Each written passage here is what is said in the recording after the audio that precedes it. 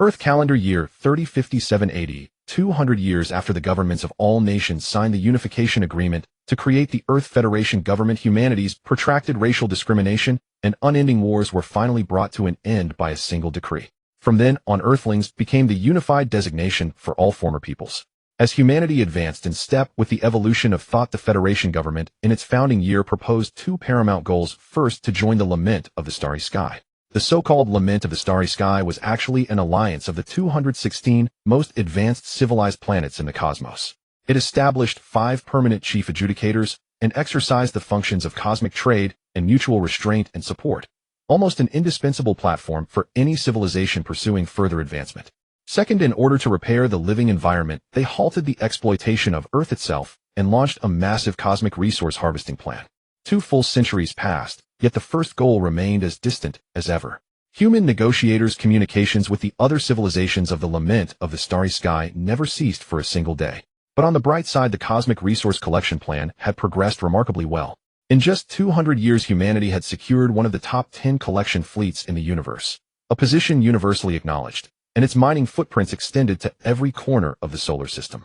The story all begins with a chance encounter of a mining vessel. In the vast, boundless space lit by the crimson glow reflected from Mars, a human scout boat, only 10 meters in length and piloted by just 2 people, was performing its routine patrol in search of worthwhile mining targets. And today their luck seemed to be in. They had discovered a colossal thing. Headquarters Reconnaissance Vessel in 1374 reporting. An anomalous meteorite has been detected in Sector TX 828 beyond Mars. Measured diameter 30 meters, surface brownish, suspected to be iron-based minerals. Mark the meteorite's coordinates. Approval granted to use a cautious probe missile for attack and bring back a small sample for testing. Remind the crew of N1374. Pay attention to the detonation angle and be sure not to damage the meteorite too severely. N1374 acknowledged. Preparing long-range missile. Radar lock.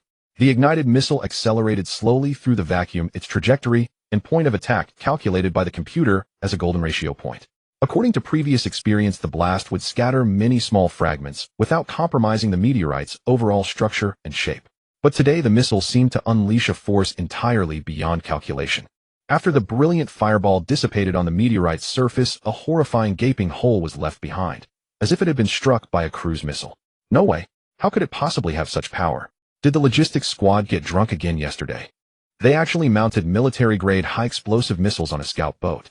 Luckily, no friendly ships were nearby, who otherwise injuring our comrades would have sent us to a court-martial. The captain cursed furiously while the crewman in the co-pilot's seat trembled. Captain, have you ever seen anything like that? The crewman was utterly dumbfounded. What is that? The seasoned captain's jaw dropped, and he was rendered speechless. In the underground laboratory of Changwon City, the capital of the Earth Federation government, in the year 3057 AD, the long metal corridor seemed endless, with overhead lighting illuminating the passage like a path to heaven. On this empty metal corridor, 2 figures walked side by side toward their destination ahead.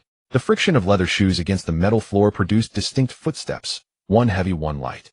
After all, one was a middle-aged man towering 2 meters tall, as burly as a monster, while the other was a young woman standing 1.70 meters, with 5 centimeters of that being her heel height. Comparatively, the man had drooping triangular eyes that looked perpetually sleepy, and his face was covered in stubble that hadn't been shaved for at least a week. His skin was dark like a laborer's, and his messy black hair carried an unpleasant odor. The woman, however, was different. She had a classic oval face, her long golden hair tied into a ponytail at the back of her head. Her fair skin seemed to mock the overhead lights, and her sky-blue eyes sparkled with a uniquely feminine vitality. A pair of refined gold-rimmed glasses rested on her delicate nose, symbolizing knowledge and rationality. If there was one thing they had in common, it was that both wore white lab coats. Wu Ning, you know I hate dealing with you. Tell me, why did you call me here so urgently? As she walked, the woman pushed up her glasses with her right index finger. Xiaonini, don't call me by my full name, okay? I have a title too. Same as you, am an academician of the Earth Science Research Institute. You can call me Academician Wu, or Macho Man. The man named Wu Nung scratched his head in frustration, and terrifying dandruff fell like rain. The woman reflexively stepped farther away from him. You should call me by my full name in NI, or Academician in NI. It's because of your slovenly and lazy personality that you've remained the same academician from age 20 to 40. As she spoke, NI turned to glance at her colleague, only to see Wu Nung digging his nose with his thumb. Perhaps the fact that you've managed to avoid being fired for 20 years is already a miracle. Xiaonini, not everyone is a genius like you, promoted to academician at 22. Wu Neng, using the same hand that had just picked his nose, began scratching his head again. Wu Neng, today is my only day off in half a year. If you don't have a good reason for calling me here, don't blame me if I report to the boss about you reading porn magazines at work. Reason? Let me think. Wu Neng frowned deeply, trying to recall. Oh right, it's because of a meteorite. About 3 days ago, a reconnaissance ship near Mars discovered a brownish-red meteorite with a diameter of 30 meters, suspected to be an iron-based ore. Such things happen hundreds of times every day in the solar system. Think of another reason your porn magazines. And then I sneered. I haven't finished yet. As per standard procedure, the reconnaissance ship used a small probe missile to strike the meteorite, but it ended up blasting a 15-meter-wide hole in its surface. Wu Neng was already sweating profusely, worried about his rare magazines. It might be a fragment recently separated from a comet or debris from a planetary explosion. Its molecular structure is extremely unstable. Not only would a missile blast destroy it, but even a slight touch could cause it to crumble into powdery dust. Pushing up her glasses again, and Ni's eyes seemed to glint with a malicious light. You have one more chance to convince. I understand. Taking a deep breath, Wu Neng suddenly stopped walking. Only then did he realize that they had unknowingly reached the end of the corridor in front of a sturdy metal door. No need for me to explain, I see for yourself. The reason is sufficient enough to make you forget about my porn magazines. Pulling out his identity card, Wu Neng turned and swiped it. In that instant, Ni noticed that his gaze had become serious, a sight she hadn't seen in years. After the sound of identification, the metal door automatically slid open, revealing a scene that seemed like another world. The vast experimental area was as large as a football field, and right in the center of it lay the object that had been encased in the space meteorite. What is this? Pushing her glasses to a height where they would never slip, Ni felt as if she heard the call of the divine and walked unconsciously toward the center of the experimental field. Countless operating instruments, messy cables strewn across the floor, busy researchers coming and going. All of this was ignored by Ni, because what she saw was so beautiful it took her breath away. It was a transparent crystal 15 meters tall, standing there shining under the illumination of countless large searchlights with a brilliance that even diamonds couldn't match. The closer she got, the more she felt the bone-chilling cold radiating from it. At a distance of 10 meters, if she continued to approach, Ni might die from its beauty. Spectacular, isn't it? For an ice crystal of such volume, the density of water molecules is even higher than that of carbon and diamonds. Walking to Ni's side, Wu Neng smiled with great satisfaction. We've been inspecting and calculating for a whole day and night. Preliminary speculation suggests it formed 1,000 years ago in 0.0021 seconds, instantly solidifying into this ice crystal. Its volume has not changed a bit from the moment of formation to now. Even though it has been directly exposed to over 170 searchlights, each hundreds of degrees for dozens of hours, not a single drop of liquid has ever dripped from this ice crystal. It seems completely unaffected by external temperature, eternally maintained at a constant 0 degrees. The machine that created it must possess the power to freeze all the food in the universe. Rather than who made this ice block, I'm more curious about who made the thing inside it. What captivated Ni was not the diamond-like ice crystal, but the mecha encased within the solid ice. Thanks to the crystal's transparency, Ni could see the full appearance of the mecha as clearly as observing an ancient insect in amber. This 1,000-year-old mecha had a vivid red shell, more exaggerated than blood. Its 25-meter body was frozen in a kneeling posture, hands tied behind its back, like a criminal awaiting execution. The delicate metal lines formed a comprehensive defensive crimson armor with no trace of any skeletal components or joint actuators visible on the mecha's surface. It was more like a fully armed knight than a metal-built machine. Its body, constructed with golden proportions, boasted the most rational mechanical mobility and responsiveness. The head in particular was exquisitely designed. On either side of the head, flat diamond-shaped antenna components jutted backward like feathers, symbolizing victory on a knight's helmet. 2 diamond-shaped detection windows served as its eyes. Although they were now dim and lifeless, once activated they would surely shine brilliantly. Wu Neng, leaning on the burly man's arm beside her, and Ni was breathing heavily and swaying. Help me. Cancel all my vacations for the next 5 years. No, 10 years. I want to study it no matter how difficult. This might be a world-shaking discovery, and it is the battle god I've been searching for all my life. The ultimate mecha surpassing all machinery. I knew you'd be so excited you couldn't stand. Wu Neng smiled, raised one arm, and snapped his fingers sharply in the air. After all, your specialty is humanoid mechanical weaponry. You're the top expert in this field on Earth. Then the laboratory floor began to tremble. A 50-meter metal wall on one side split open, and a terrifying machine slowly emerged. It was a giant cannon, a turret almost as tall as the door, making one worry it might get stuck. The 10-meter diameter muzzle seemed capable of destroying the Earth with a single shot. Its appearance was not for war, but as a research instrument. The most powerful laser cannon on Earth, the Pow Pow, can reach a maximum temperature of 8,643 degrees, enough to melt diamonds. If the boss finds out you've been giving scientific equipment silly names again, you'll be in trouble. Straightening up, and Ni finally calmed down. The Pow Pow sounds great, and it looks impressive too. But I'm worried. What if your beloved mecha gets melted by my Da Pow Pow? I can't afford to replace it. Wu Nung scratched the back of his head and chuckled awkwardly.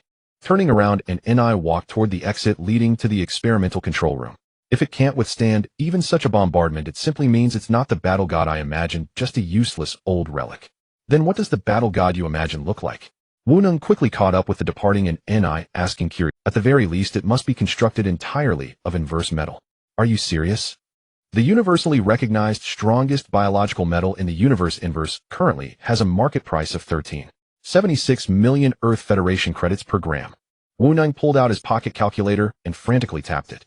If it's really as you say, then the mecha must weigh at least 15 tons, which means... Oh no. Damn. The calculator's digits are completely insufficient. The world of 3057 had transformed beyond recognition. Automobiles no longer relied on rubber tires, having embraced magnetic levitation technology, while all energy was now derived from electricity. As the era advanced and the world progressed, warfare on Earth had also answered the call of the times. With the advent of powered individual combat armor, war had entered an entirely new domain. In the relentless arms race, successive generations of combat exoskeletons emerged. What began as full-body metal bulletproof suits designed solely to protect soldiers evolved into massive mobile mechs powered by micronuclear batteries and equipped with computerized fire control systems. Each breakthrough in technology heralded yet another region descending into slaughter. By the time the world government finally realized that continuing down this path meant only annihilation, humanity's armed mechs had reached their zenith, with three distinct classes standing out above the rest. There was the heavy firepower support type, the standard assault type, and the light aerial reconnaissance type. Yet regardless of the series, no single mech could earn the approval of Annie, the foremost scholar at the world's premier humanoid mech engineering academy. For they all possessed flaws, not necessarily fatal ones, but flaws that consistently prevented human mechs from achieving the level of perfection. And so now Annie stood quietly by the command room window, arms crossed over her chest, waiting with growing impatience. She knew without a doubt that it was not a product of Earth. After all, 1,000 years ago, humanity was still grappling with the problem of global warming. And if it were a remnant of an alien civilization, its significance to humanity would transcend that of a mere mech. Though humanity had 5 centuries of mech manufacturing history, this alien mech, a relic from a millennium past, remained staggeringly advanced by comparison, an unattainable pinnacle of technology. After all, across the universe, among the 216 member planets of the Starfall Alliance, every single one possessed a history of armed mech development that predated humanity's by at least several millennia. Take Yale Star, Earth's sole diplomatic partner, for instance. Their mech deployment capabilities had already reached a level enabling simultaneous warfare against 3 planets. Annie didn't expect what lay before her to rival Yalia's standards. She would settle for at least the technological level of a second-rate planet. Silently offering a prayer, Annie was exceptionally tense. Meanwhile, the utterly carefree Wu Nung stood off to the side, stretching, yawning, and picking his nose, his slovenly habits utterly unchanged. Annie, let's make a deal. If that thing actually has inverse metal on it, ship some off for me to sell, and we'll split it 70. I'm not greedy. About a kilogram should do. Wu Nung lowered his voice to negotiate. His not greedy request was worth enough to sustain an average Earth family of 3 for 10 lifetimes, and then some. Dream on. Not even a single milligram will be spared for you. Inverse metal is a strictly regulated commodity across the universe. Even trafficking interstellar drugs carries a lesser penalty. Adjusting the gold-rimmed glasses on her nose, Annie watched as the researchers made final adjustments to the laser cannon poised to bombard the ice crystal. You know, on average, scouring an entire small star system yields only enough inverse metal to manufacture a single mech. That's why some say a planet's prosperity is determined by its abundance of inverse metal. And of the 216 planets in the Starfall Alliance, each possesses merely 1 or 2 fully inverse metal mechs. The finest and most exceptional of these are bestowed the title of War God, becoming heroes worshipped by the people. You really are insufferable. Wu Nung sighed in resignation, abandoning his dreams of wealth as his gaze turned serious once more. I advise you not to get your hopes up too high. As you said yourself, inverse metal is a tightly controlled resource on every planet. Mechs forged from it are symbols of power and markers of strength. Who in their right mind would seal away something so precious in ice for 1,000 years? If my cannon does destroy it, don't be too upset. Like a true friend, Wu Nang patted Annie on the shoulder. Don't get fresh with me. It's starting. As the last researcher evacuated the test chamber, Annie's expression turned profoundly grave. Ready? Tech team begin 5-second countdown to firing. 5. Wu Neng awkwardly withdrew his hand and directed the entire facility, his voice remarkably clear as he counted down. 4, 3, 2, 1, 0. Whoever triggered the final switch no longer mattered. What mattered was the trembling of the metal floor beneath there. The colossal laser cannon silently stationed beside the ice crystal erupted with a deafening roar as a silvery white light gradually coalesced within its pitch-black barrel, aimed squarely at the crystal. Then a blinding white beam of light slammed into the immovable ice crystal. It was impossible to discern what was happening by sight.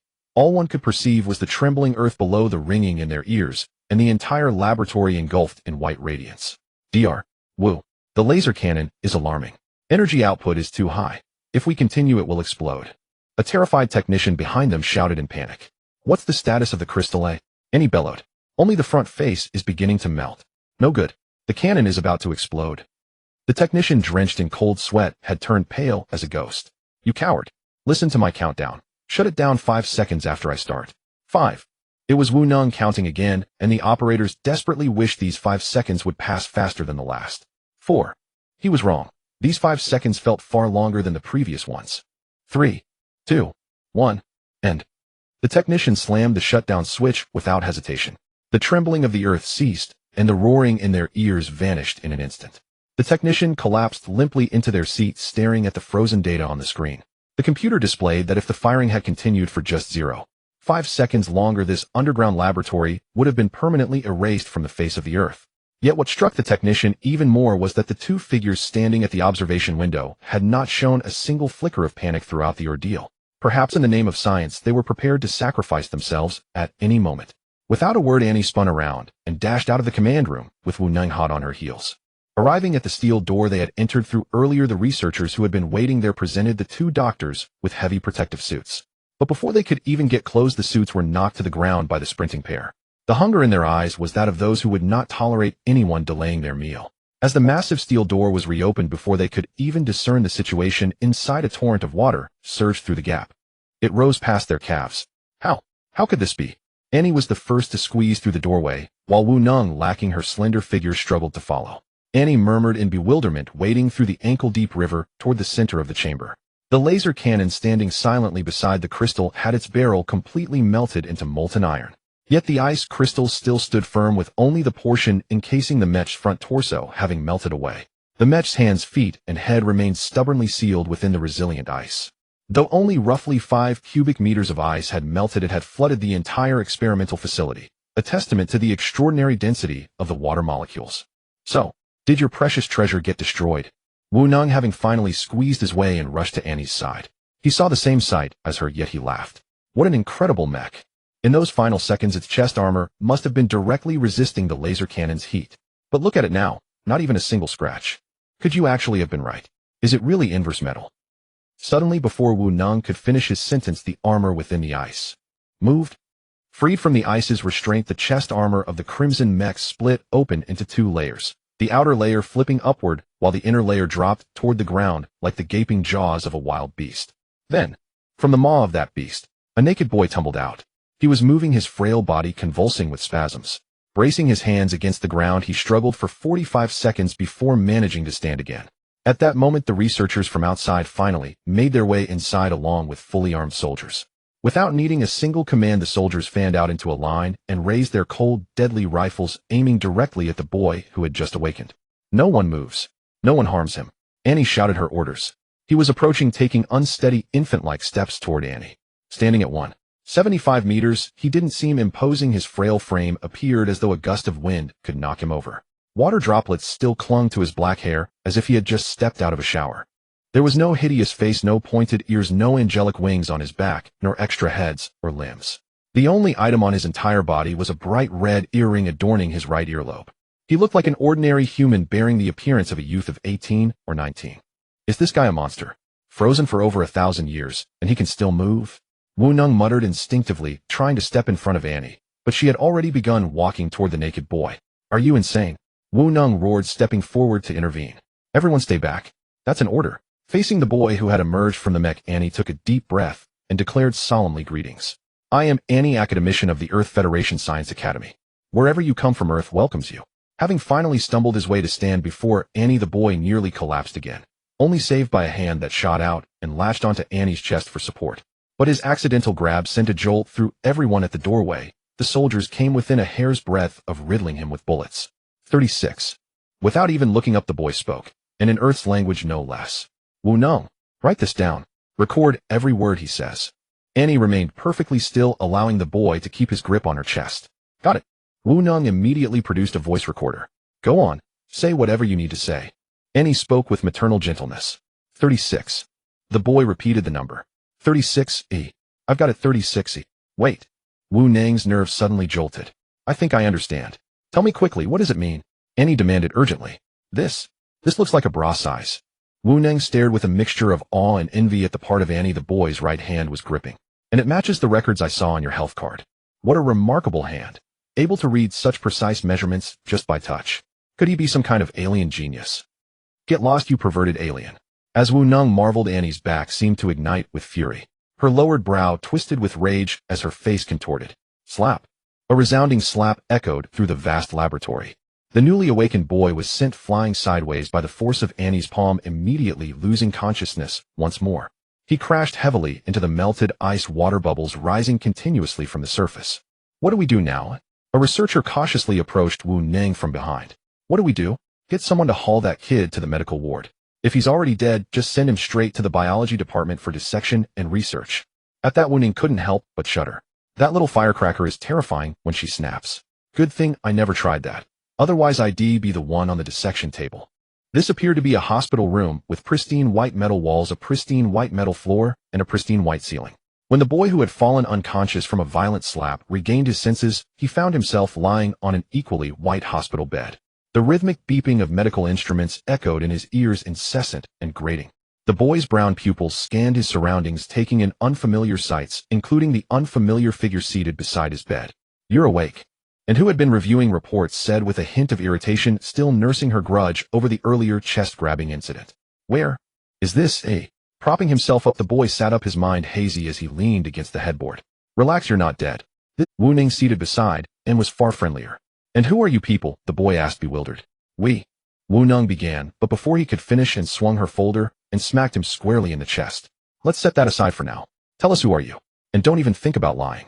We've already run a full examination on you. Your genetic match with Earthlings is 100. As long as we know you're not an alien, we can do whatever we want to you without triggering an interstellar diplomatic incident. She adjusted her gold-rimmed glasses with a natural gesture, her expression as menacing as a demon's. If I talk, will you get me something to eat? I'm starving. The boy clutched his stomach pitifully. No problem, I'll arrange it. What? You want Australian lobster? 2 of them. Kid, you sure know how to pick. Wu Nung, as if reading the boy's mind, muttered to himself while pulling out his phone to call the lab's kitchen. Don't take advantage of this. We'll only cover the kid's meal. Yours is on you. And pursed her lips. Ugh, where's the justice? Dejected, Wu Nung continued contacting the kitchen with far less enthusiasm. All right, let's start. What's your name? Impressed. Ning Jie. That should be my name if I remember correctly. The boy was unusually cooperative. Age. If this is Earth, what year is it now? Ning Jie asked back curiously. March 1st, 3057. Why? And was now puzzled. Then him currently. 1019 years old. He smiled faintly, not minding the conversation. So you were only 19 when you were frozen? And crossed one arm under her chest and propped her chin with the other hand, her expression turning icy. All right, now for the main question. Who are you? Haven't I already said it? My name is Ning Jie, 1019 years old. If you're asking about my origin, I'm Chinese. Ning Jie was confused. Don't play dumb with me. You know what I mean. Who are you? Why were you inside that alien mech? Why were you frozen for over 1,000 years? Anna's tone had become an interrogation. I'm Ning Jie. I was abducted by aliens a long time ago, did something wrong, and got frozen for it. Ning Jie chuckled lightly. Seeing Anna's expression, she was far from satisfied. If Earth's technology allowed it, she'd have cracked open this boy's skull to find the truth. Listen, I can't comprehend what being frozen for 1,000 years feels like, and I won't coddle you for being mentally just 19. Likewise, you can't understand how desperately I want you to tell me the truth. I hope you'll cooperate fully with my next question. Otherwise, you'll get a first-hand experience of Earth's 1,000-year evolution in interrogation techniques. Anna's face darkened. Tell me, was that mech you were riding a war god? No. Ning Jie answered without a moment's hesitation. You're already halfway to sitting on my invention, the interrogation chair. You're lying. We scanned it. Every single metal part of that crimson mech is made of antimetal. Does that sound like an ordinary mech to you? Anna's hand gripping the folder clenched into a fist. Serpent is not the war god you speak of. Being made entirely of antimetal doesn't automatically make it a war god. The war god translates to guardian across the universe. It's a hero who protects the civilizations of various planets and receives the worship of the people. Ning Jie shook his head with a smile. Don't give me that vague nonsense. Don't think we're country bumpkins just because Earth hasn't joined the stellar lament. The most crucial part of a so-called war god is the macro-weapon system. And scoffed. Macro-weapon system? What's that? Wu Neng looked at, and with a clueless blank stare, please for the love of God start reading the files stacked on your desk. And frowned. The macro-weapon system is an armament exclusive to war gods, though each war god is unique. The principle involves channeling a specific emotion from the pilot through a medium to manifest a unique weapon powerful enough to damage anti-metal armor. Did you find a macro-weapon system on Serpent? Ning Jie sighed and slid down under the blanket and stood up reluctantly, leaving the ward. Just as Ning Jie had said and hadn't found the macro-weapon system she was hoping for, nor had she found anything on the mech named Serpent that could even be considered a weapon. Not asking anymore. I didn't think you'd be merciful enough to skip the torture methods. Once outside the door, check out the kid's physical exam report, and swung the folder and tossed it into Wu Neng's arms. His pain receptors have degenerated, and he's completely immune to psychotropic drugs. Forget torture. Even if I killed him right now, he wouldn't feel a thing. A kid that strange. Wu Neng's interest was piqued as he flipped through the report. I can't yet determine if this mutation was caused by the prolonged freezing, or if he was simply born this way.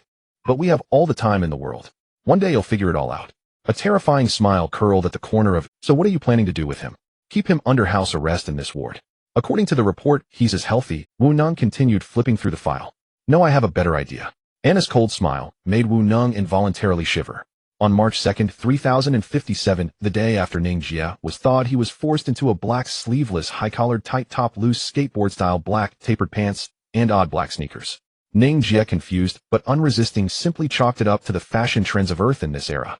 Led by and Wu Neng, Ning Jie boarded a silver convertible car.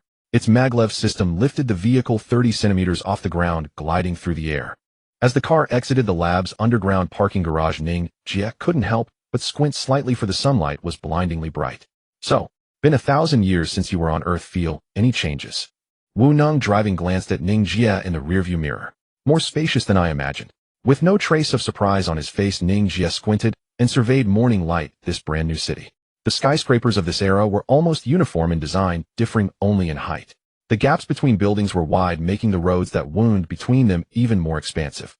Maglev cars of various models zipped along the roads, yet there was no sense of congestion. Everywhere small parks composed of lawns, trees, flowers, benches, and fountains could be seen.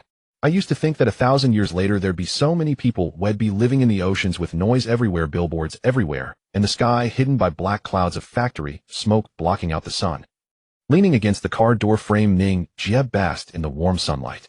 Sorry to disappoint you. Humanity realized the importance of the environment long ago. After ceasing large-scale development of Earth's land, forests recovered rapidly. The old deserts are now picturesque nature reserves. Industry with zero pollution emissions has also made the seas bluer than ever. The population has stayed steady at around 6 billion, but thanks to extraterrestrial development, we've mined vast resources and built floating cities on the ocean.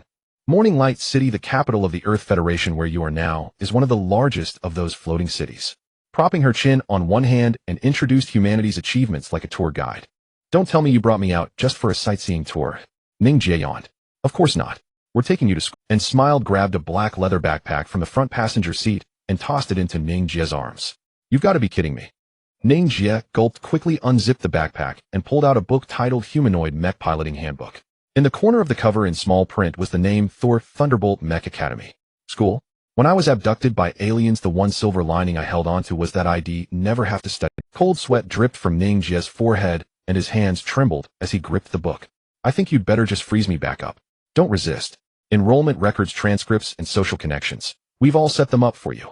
Ann and I are also professors and advisors at that school. Sure, studying can be a bit dull, but there are tons of beauty. A lecherous glint flickered in Wu Neng's eyes. You swear? At the mention of beautiful girls, Ning Jie's eyes sparkled with the same lecherous glint as Wu Neng's. Men, honestly. And sighed in exasperation. The open-top car soon arrived at the gates of the Thunderclap Mecha Academy. Ning Jie noticed that many boys entering the school wore the same nauseating clothes as he did. Apparently this was the uniform. And just as Wu Neng had said, the beauties here were truly beyond ordinary.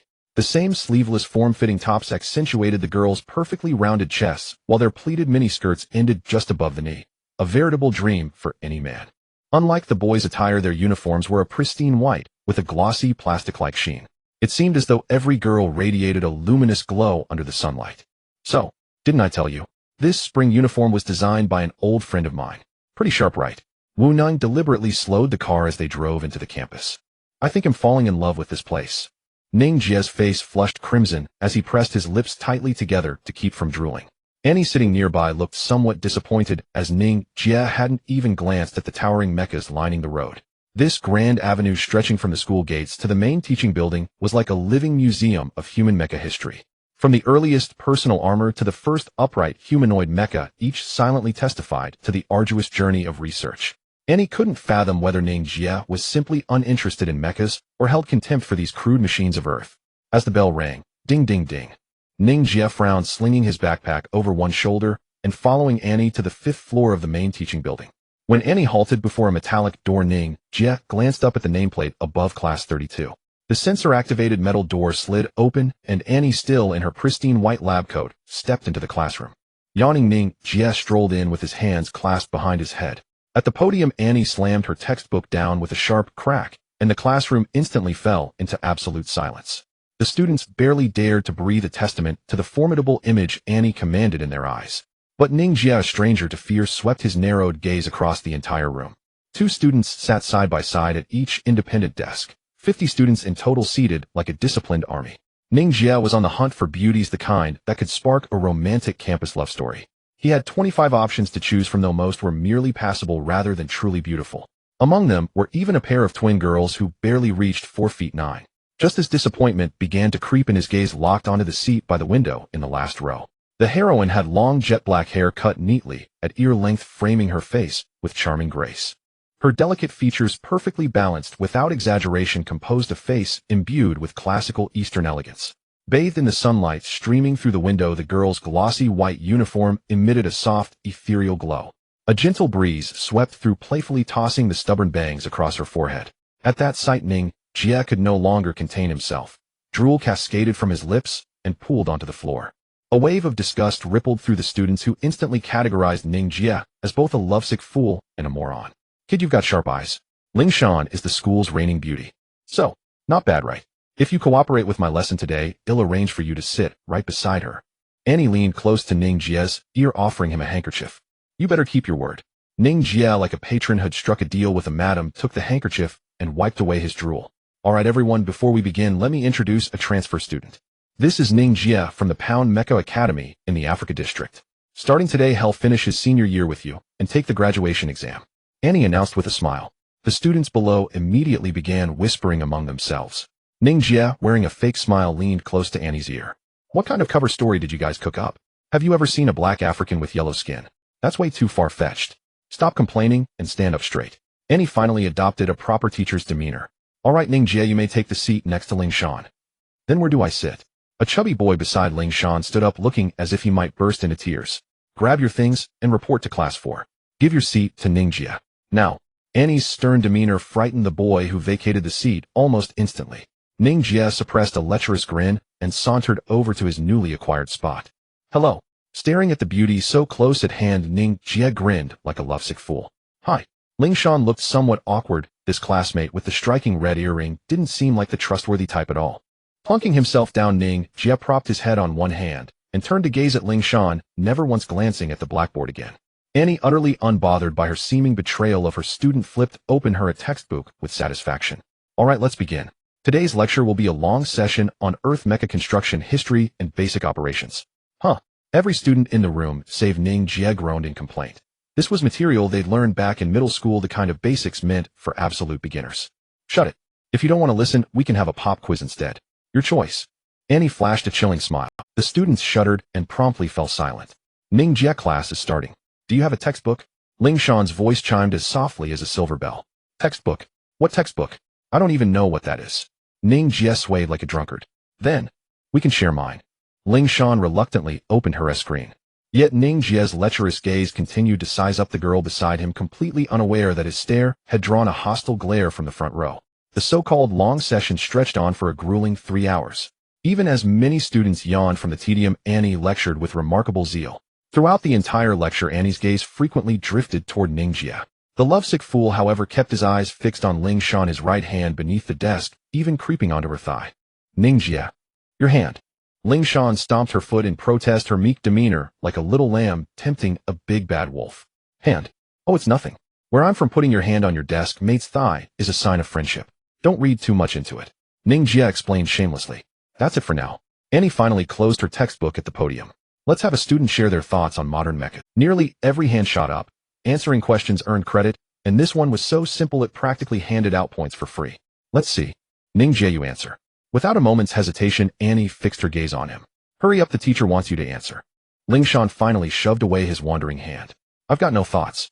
Pick someone else. Ning Jie waved dismissively at the air. Ning Jie, have you forgotten our deal? If you don't cooperate, they'll have to move you to another seat, you know. At those words, Ning Jie shot up straight as a post. Let's all hear what Ning Jie has to say. Annie beamed with anticipation. In 2 words, fragile. Ning Jie, who seemed not to have been paying attention, let out a sigh and dropped his act. Earth's mechas use a metal skeleton as internal support paired with a massive array of drive shafts as the joints for movement. A nuclear battery serves as the critical heart component connected to a network of transport hoses running throughout the body. Special energy conducting fluid delivers power to every part, enabling faster drive performance. Then metal armor is layered on the outside for protection. When you look at it, a mecha is basically just an enlarged, destroy the energy transport hoses, the equivalent of blood vessels, and even the fiercest mecha will quickly lose its combat capability. Besides, the outer armor coverage isn't complete, some sections expose the hoses. It's like a human with blood vessels growing outside the body. Mechas are even easier to take down. What nonsense are you spouting? A rebuttal came from the front row. The one who stood up, unable to contain himself, wasn't Annie, but a boy with golden hair, his fair skin and blue pupils marking his European heritage. And you are? Ning Jie examined this first male classmate with curiosity. Allow me to introduce him. His name is Miller. He's the class monitor and currently the most skilled mecha pilot at Thunderclap Academy. Annie was already scheming in her head. The exposed hoses you mentioned. You're referring to the parts visible at the designers have already accounted for that. Even at maximum extension, the exposed surface area is only 0.1 cubic meters. Theoretically, no pilot can deliberately hit such a tiny target with 100% accuracy. Miller's arrogant gaze dripped with contempt. Is it really that hard? I can do it. Long-range sniping, medium-range precision shots, or close-quarters combat. It's all easy for me. Ning Jie said nonchalantly, but the entire class gasped in disbelief. Only Annie at the podium wore a satisfied smirk. Well then, let's test it out. We'll see whose theory holds up. A 1v1 battle on the simulator. Annie was intrigued. No, that's not fun enough. How about this? The loser has to clean the entire campus. I've got no problem with that. But is the new kid brave enough?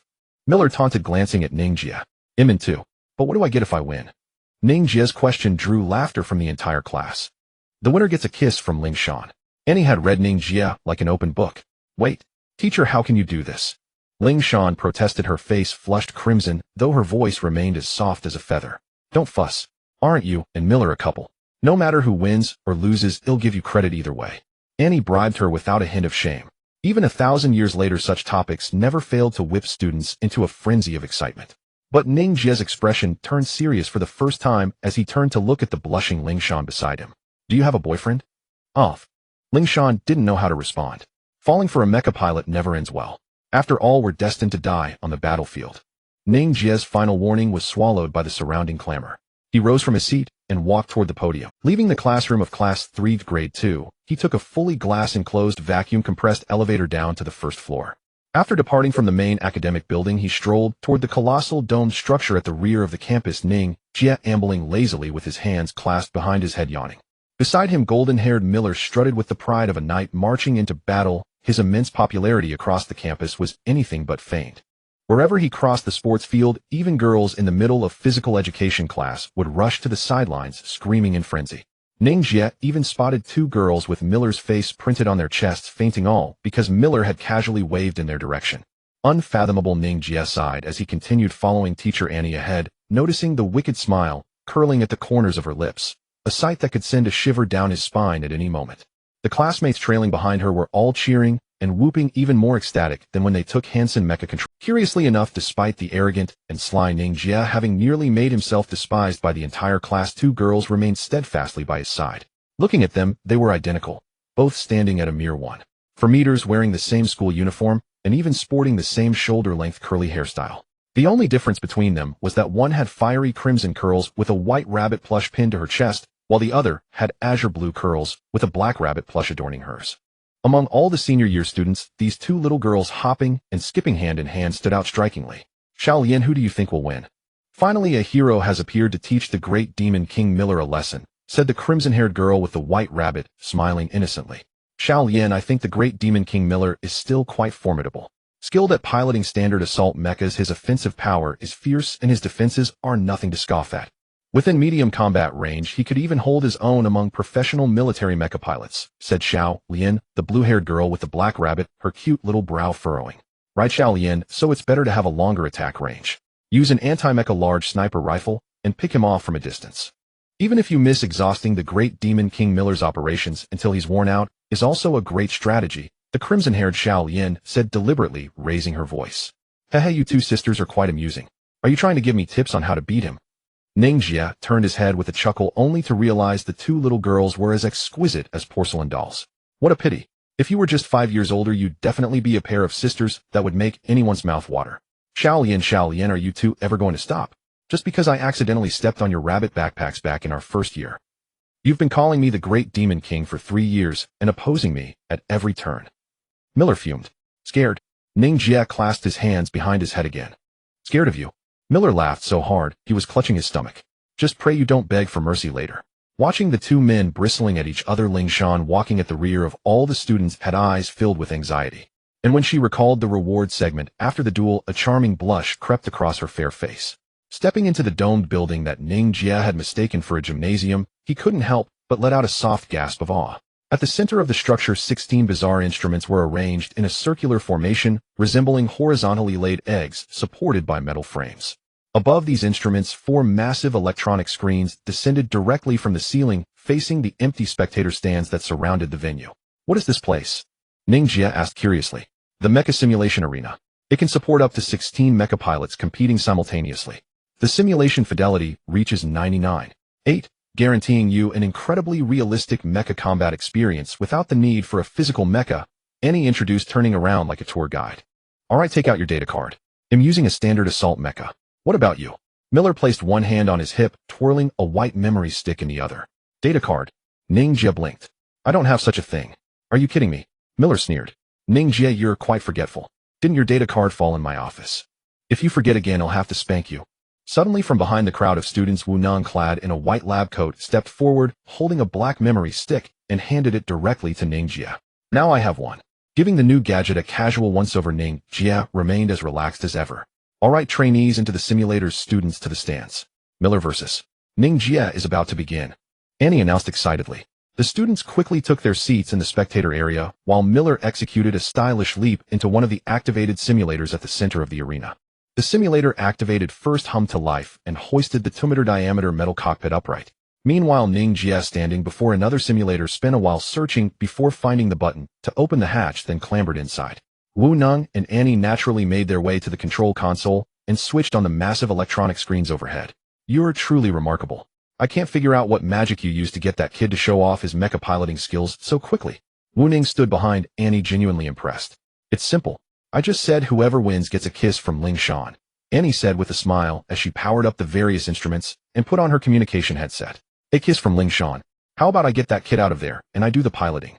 Wu Nang said, already starting to shrug off his lab coat. Do you want to die? Annie glanced back and Wu Nang immediately zipped his coat back up. As the hatch closed, the interior lights of the cockpit flickered on.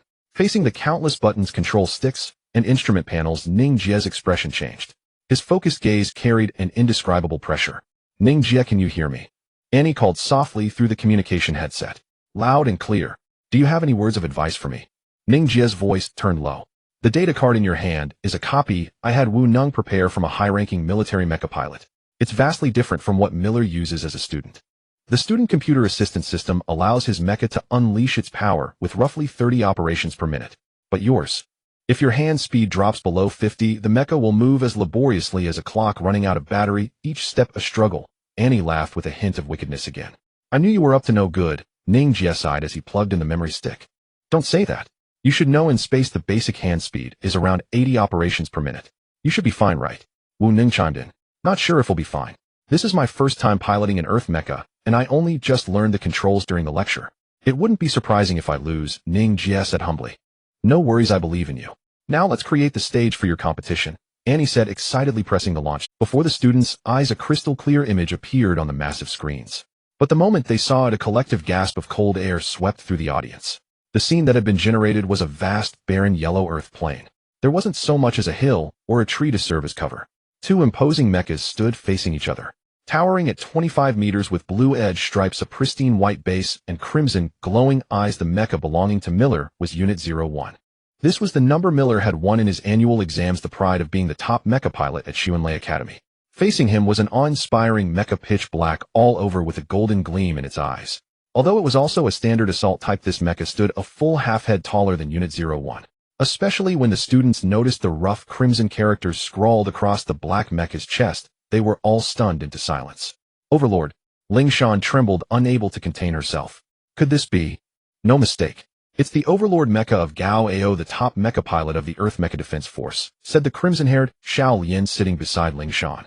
Although teacher Wu Neng teaches mechanical maintenance, his main job is as a renowned military mecha maintenance expert. It's not surprising at all that he has Gao Ao's Overlord data card, said the blue-haired Xiao Lian, taking a seat on Ling Shan's other side. Inside his mecha, Miller's jaw dropped in shock. He opened a channel to the control console. Teacher Annie, are you serious? You want me to fight the Overlord? Sorry, it looks like teacher Wu Neng grabbed the wrong data card. There's no time to switch it now. Let's just say he's got a bit of an advantage, so I'll give you an edge to balance things out, Annie said with a grin, her fingers flying across the keyboard. Within the virtual arena, the distance between the two mechas rapidly closed and locked at 500 meters. Beside Unit 01, a massive weapon rack materialized instantly. From large missile launchers to timed grenades, if it could be mounted on a mecha, it was there. Beside the Overlord, an equally grand weapon rack appeared, but it held only a single short tactical combat knife. Satisfied now? Annie's voice came through the headset, soothing and gentle. Okay. Thank you, teacher, Miller said, awkwardly cutting the communication. This isn't about balance at all. Giving a student a military mecha to pilot, and then stacking the distance and weaponry in my favor. This is just bullying. It seems the teacher doesn't like this arrogant transfer student either. Unaware of the formidable machine, he was within. Ning Jie caressed the unfamiliar control levers, adjusting the head-mounted lens to survey his surroundings. Under the sunlight and gentle breeze, the empty battlefield held nothing but the enemy, as if there was nothing to ponder beyond the fight. What a simple battle. The Dark Overlord's golden pupils flickered, and its raised arm tightened its grip on the metal dagger. As if hearing the call to battle, 01 swiftly shouldered the assault rifle from its mount and began to sprint. The heavy metallic footsteps mingled with the deafening rhythm of continuous gunfire, the muzzle flashing as it locked onto the nearby Overlord. Within effective range, Miller's shots were flawlessly precise. Metal bullets struck the Overlord's dark armor, igniting sparks with each impact. The force made even the mighty Overlord stagger, struggling to maintain its balance. With only a small knife, Ning Jie could do nothing but raise his arms to shield his head, contracting the machine's frame to evade the barrage. But 01, running in a circle, was like a mobile turret, its attack angle shifting every second. Transfer student, why don't you move? Are you majoring in being a target? Miller deliberately slowed his firing rhythm, taunting loudly. Inside the Overlord, Ning Jie showed no reaction, not even a flicker of emotion on his icy face. Circling closer to the Overlord, 01 suddenly discarded its rifle, drew a tactical dagger identical to the Overlord's, and charged forward. The knightly pride in Miller's heart drove him to seek a more equal duel. That idiot! And gritted her teeth in fury within the control room. An opportunity. Wu Ning couldn't help but exclaim. As expected, the Overlord, which had been cowering like a turtle, moved. Its frame, a full size larger than 01's, spun with wind-like speed, driving the tactical dagger straight at the neck of 01's mecha, aiming precisely at the soft tube, the weak point Ning Jie had mentioned. On Miller's screen, the dark silhouette seemed to swallow all light. This was not a movement a student could achieve. Miller fell silent, with no time for any corrective action or evasion. In a heated clash, the Overlord held overwhelming superiority. For a moment, Miller even thought he would lose. Yet, just as the two mechas converged, the majestic Overlord inexplicably crashed heavily onto the yellow Earth. The off-balance 01 wobbled twice before Miller regained control and halted. What's this? Miller looked down at the Overlord beneath him. You win. I can't keep up with this mecha's speed. End it. Take my life. Gazing up at the mecha above, Ning Jie released the metal control levers with a sigh, still composed. You think I want? Miller swung the dagger and mercilessly plunged it into the Overlord's throat. When the screen went black, Ning Jie, having lost the duel, smiled. The outcome was unexpectedly swift. Amid the cheers of classmates and the jeers of Xiao Yin, and Xiao Yin, Miller kissed Ling Shan. Ning Jie, without looking back, headed for the exit of the arena. Wu Neng, that last reaction of the Overlord. Was it a sign that the controls couldn't keep up with the mecha's speed? Why did that alien mecha pilot from 1,000 years ago fail to pilot even an Earth mecha? I'm really disappointed. Say something to comfort me. And shook her head and removed her headset. Is that what you think? But I find the Overlord's final reaction quite strange. Wu Neng's eyes were complex. I hope you can give me some good news. In the afternoon, as the sun set, students of the Thunderbolt Mecha Advanced Academy began heading home in groups, a peaceful tableau of happiness. But even after all his classmates had left, Ning Jie could not go home. He put on an apron, mask, and hat, and gloomily swept the school gate with a broom. This was the punishment for inferior skill. As he cleaned a sports car, deliberately stopped in front of him. Inside sat Miller and Ling Shan. Ling Shan seemed a bit embarrassed to look at the sweeping Ning Jie, but Miller laughed without restraint. Janitor, how does it feel? If you're not happy, we can do it again tomorrow. Just scram, don't disturb my work. Under the mask, Ning Jie smiled and raised his middle finger at Miller. What does that mean? Miller was puzzled. It's a gesture of respect for the strong in our Africa. The middle finger is the longest, just like your thumbs up. Ning Jie waved his middle finger at Miller. At least you know to submit. He'll take that middle finger as a compliment. Utterly satisfied, Miller revved the engine and sped away. Unconsciously, Ling Shan couldn't help but glance at Ning Jie's back in the rearview mirror. As night deepened and the city of Chengwang fell asleep at the experimental site where Ning Jie had awakened, numerous searchlights still illuminated the massive ice block, but the staff had long since left, leaving only equipment and one special person.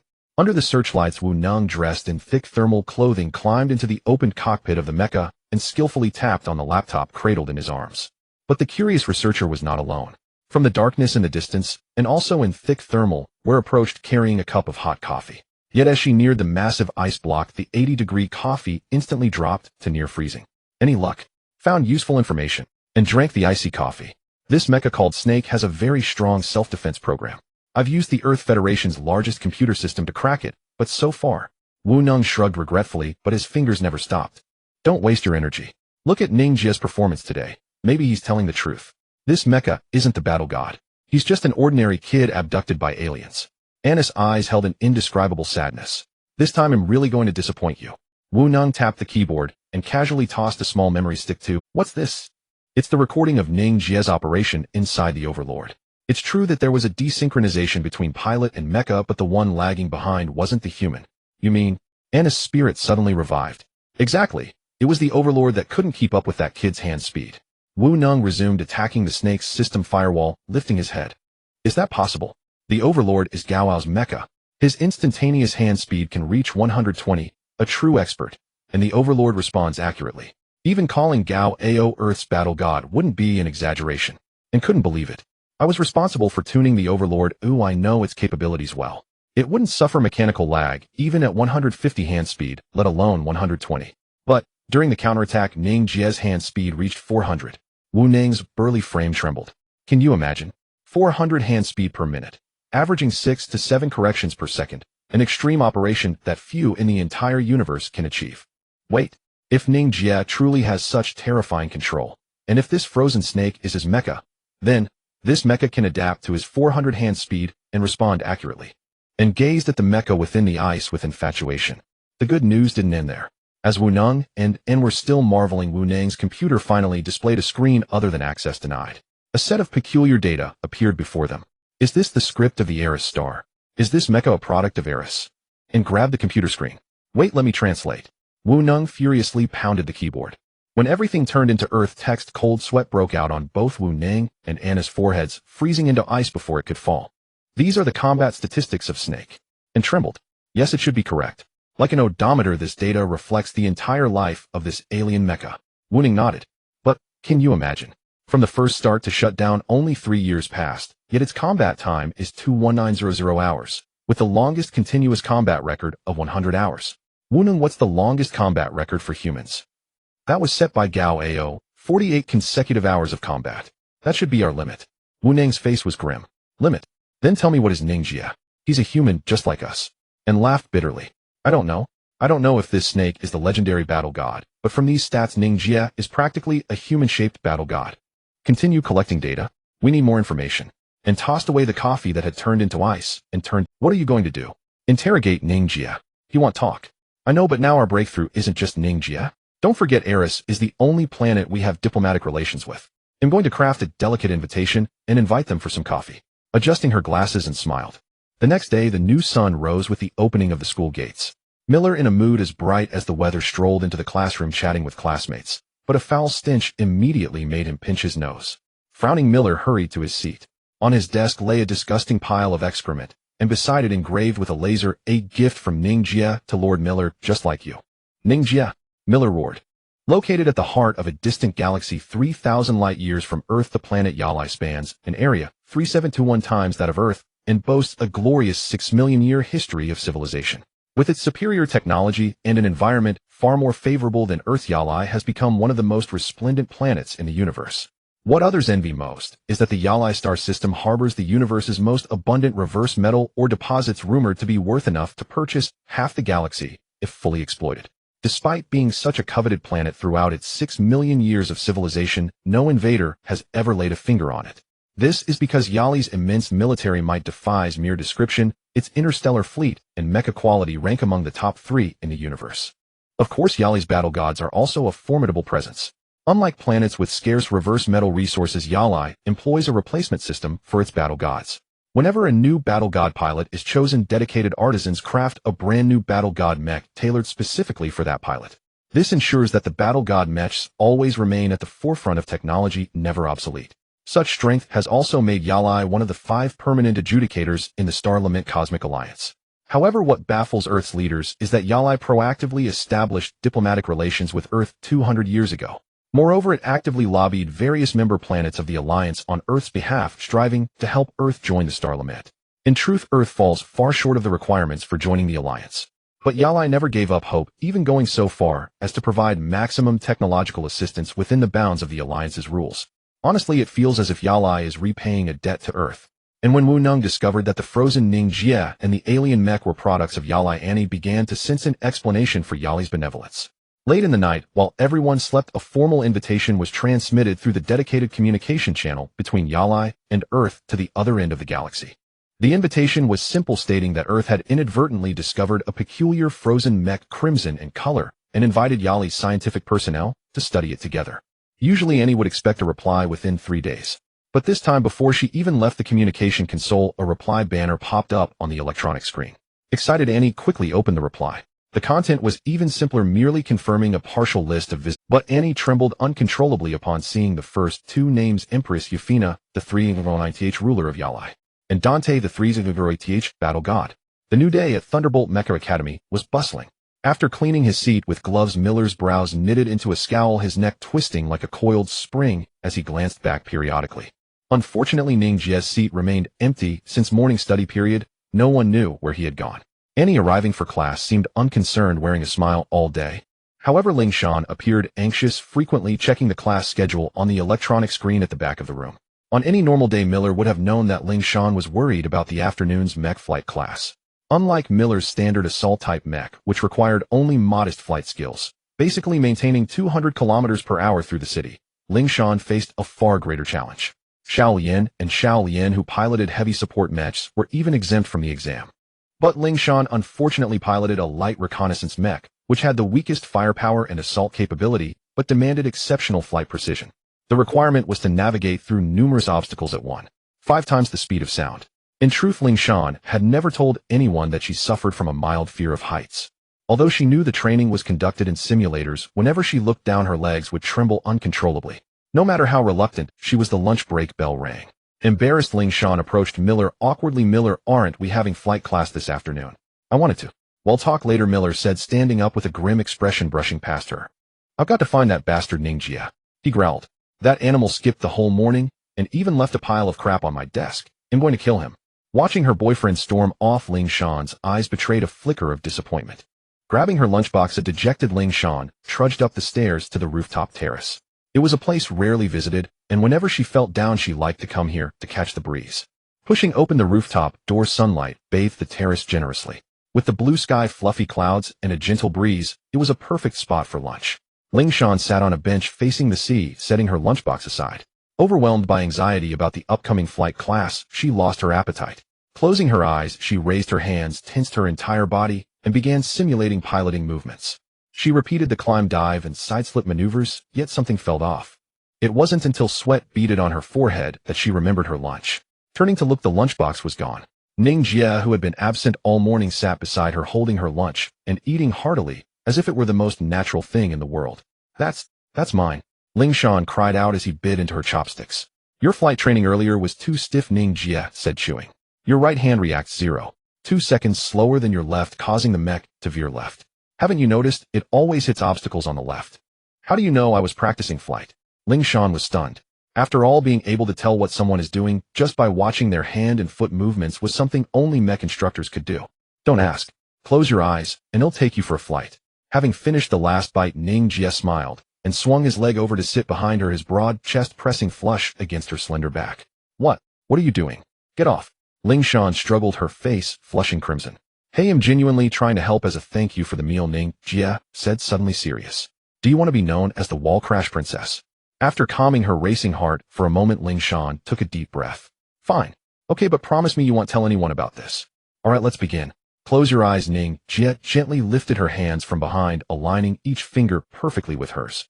Ling Shan's heartbeat quickened involuntarily, as if she had truly soared into the sky. Close your eyes. Now, setting the scene: clear skies, temperature 24°C, humidity 73%, southeast wind at force 2. A comfortable environment. Can you feel it? Ning Jie whispered softly in her ear, his words like a hypnotic murmur. It feels so real. Ling Shan laughed in delight, as if she were in a simulator. Now we begin. Initial speed at quarter the speed of sound. There will be some vibration, but it'll pass. Ning Jie said, his body vibrating slightly, guiding her off the ground. Now we're at 3,000 meters. Can you see the tiny buildings below? Ling Shan trembled with fear. Sure, are you afraid of heights? Then don't look down. Look up at the blue sky. Are the clouds white? Yes, like cotton candy, Ling Shan said, tilting her head back with eyes closed, her body beginning to relax. Do you know what the most joyful part of piloting a mech is? Ning Jie rested his head gently on her shoulder. It's flying. We have no wings, and we always look up at the sky. Mechs allow us to glide alongside the birds. What could be more wonderful than that? We shouldn't fear it, we should savor these moments. Now let's begin your obstacle course. What obstacle are you worried about? Sudden stops, lateral side flights, and acceleration. Ling Shan frowned again. Alright, a cliff appears before us. Speed is 1.5 times the speed of sound. Only 100 meters left. What do you do? Ning Jie closed his eyes as well. Nervous, Ling Shan's fingers began a complex series of operations. The process was the same as before, but strangely, she didn't hit the cliff. She navigated around it perfectly and continued to soar through the blue sky. I made it. I actually made it. How? Ling Shan exclaimed in astonishment. Hey, remember that feeling? Don't forget it. Ning Jie quietly withdrew his supporting hands, not intending to tell her that he had used subtle finger movements to correct her 0.2-second error. Keep soaring. Enjoy your flight. When Ling Shan noticed the warmth at her back had vanished and turned around, Ning Jie was gone. Only then did she realize how intimately close they had been, and her face flushed, so red it nearly emitted. After her emotions settled, Ling Shan marveled at a peculiar discovery. When Ning Jie had leaned against her shoulder, she seemed to have heard a moving song. In the afternoon, the flight class proceeded as usual. Ling Shan received an unexpected grade of A, and even the instructor patted her shoulder, praising her significant improvement. But Ning Jie remained absent. Finally, just before school ended, Miller found Ning Jie in the open area behind the playground, and with a group of others brutally beat him. Through the gaps in the crowd, Ling Shan saw Ning Jie on the ground. Though covered in footprints and curled into a ball with his arms shielding his head, he wore a faint smile through blood-stained lips.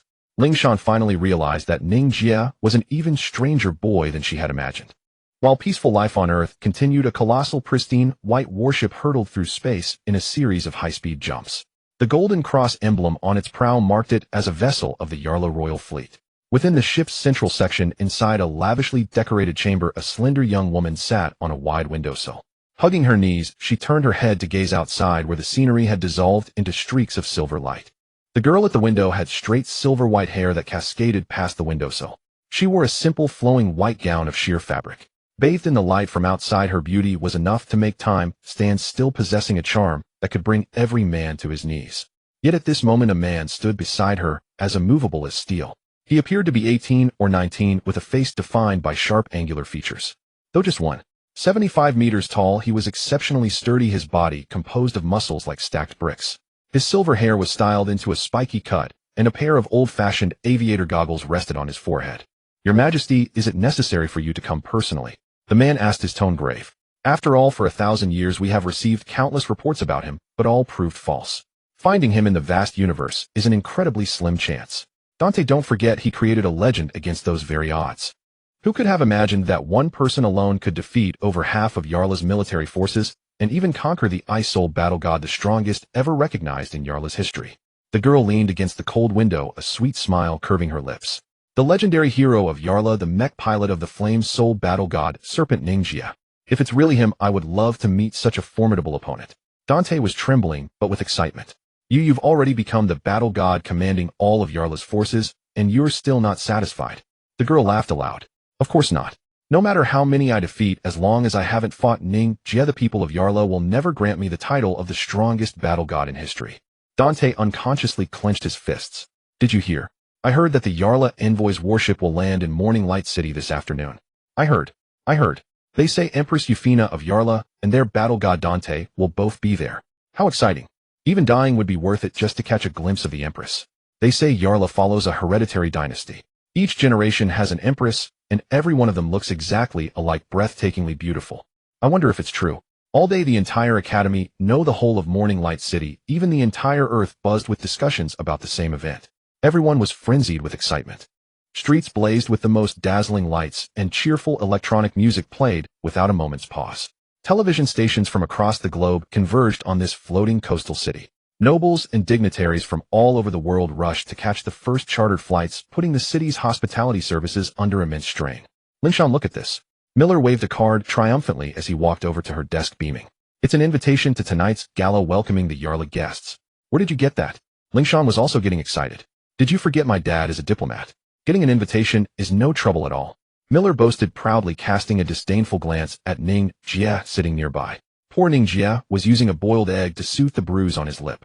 Aren't they just aliens? What's so special about them? Ning Jie yawned lazily, peeling the eggshell. Shut up, kid, you want another beating. Fine, I'll give you two some space. Chewing on the egg, Ning Jie wisely walked away. Leaving the classroom and stepping into the corridor, he clearly saw the colossal kilometer-long warship in the distant sky slowly descending through the clouds. The familiar golden cross emblem made him lower his head and sigh. So I just woke up and I have to meet them again. They won't give a guy a moment's peace. Turning his gaze to the spaceport in Morning Light City, a wide platform was filled with a band of hundreds playing Scottish tunes on ancient bagpipes. Thousands of representatives from business, politics, and science packed the spaceport to capacity. Annie, standing among the crowd, had changed into a black blazer and pencil skirt. Even the usually slovenly Wu Nang was forced into formal wear, complete with a bow tie. He even smelled of cologne. Annie, how much longer? I need to pee. Wu Nang couldn't stop fidgeting. Stop your whining. If you dare leave now, the chief will definitely cut off your little bird. Annie straightened her crisp collar. Speaking of the chief, he makes us stand here like statues while he doesn't even show his face, clearly slacking off. Wu Nang was sweating from the strain. Shut up, the ship is landing. Annie had no time for Wu Nang's foolishness and stood up straight. The pristine white warship touched down smoothly on the spaceport runway. The opening hatch transformed into a series of levitating steps. Without keeping anyone waiting, a robust figure emerged first. It was Dante, clad in a black formal suit with a smooth cape draped from his shoulders.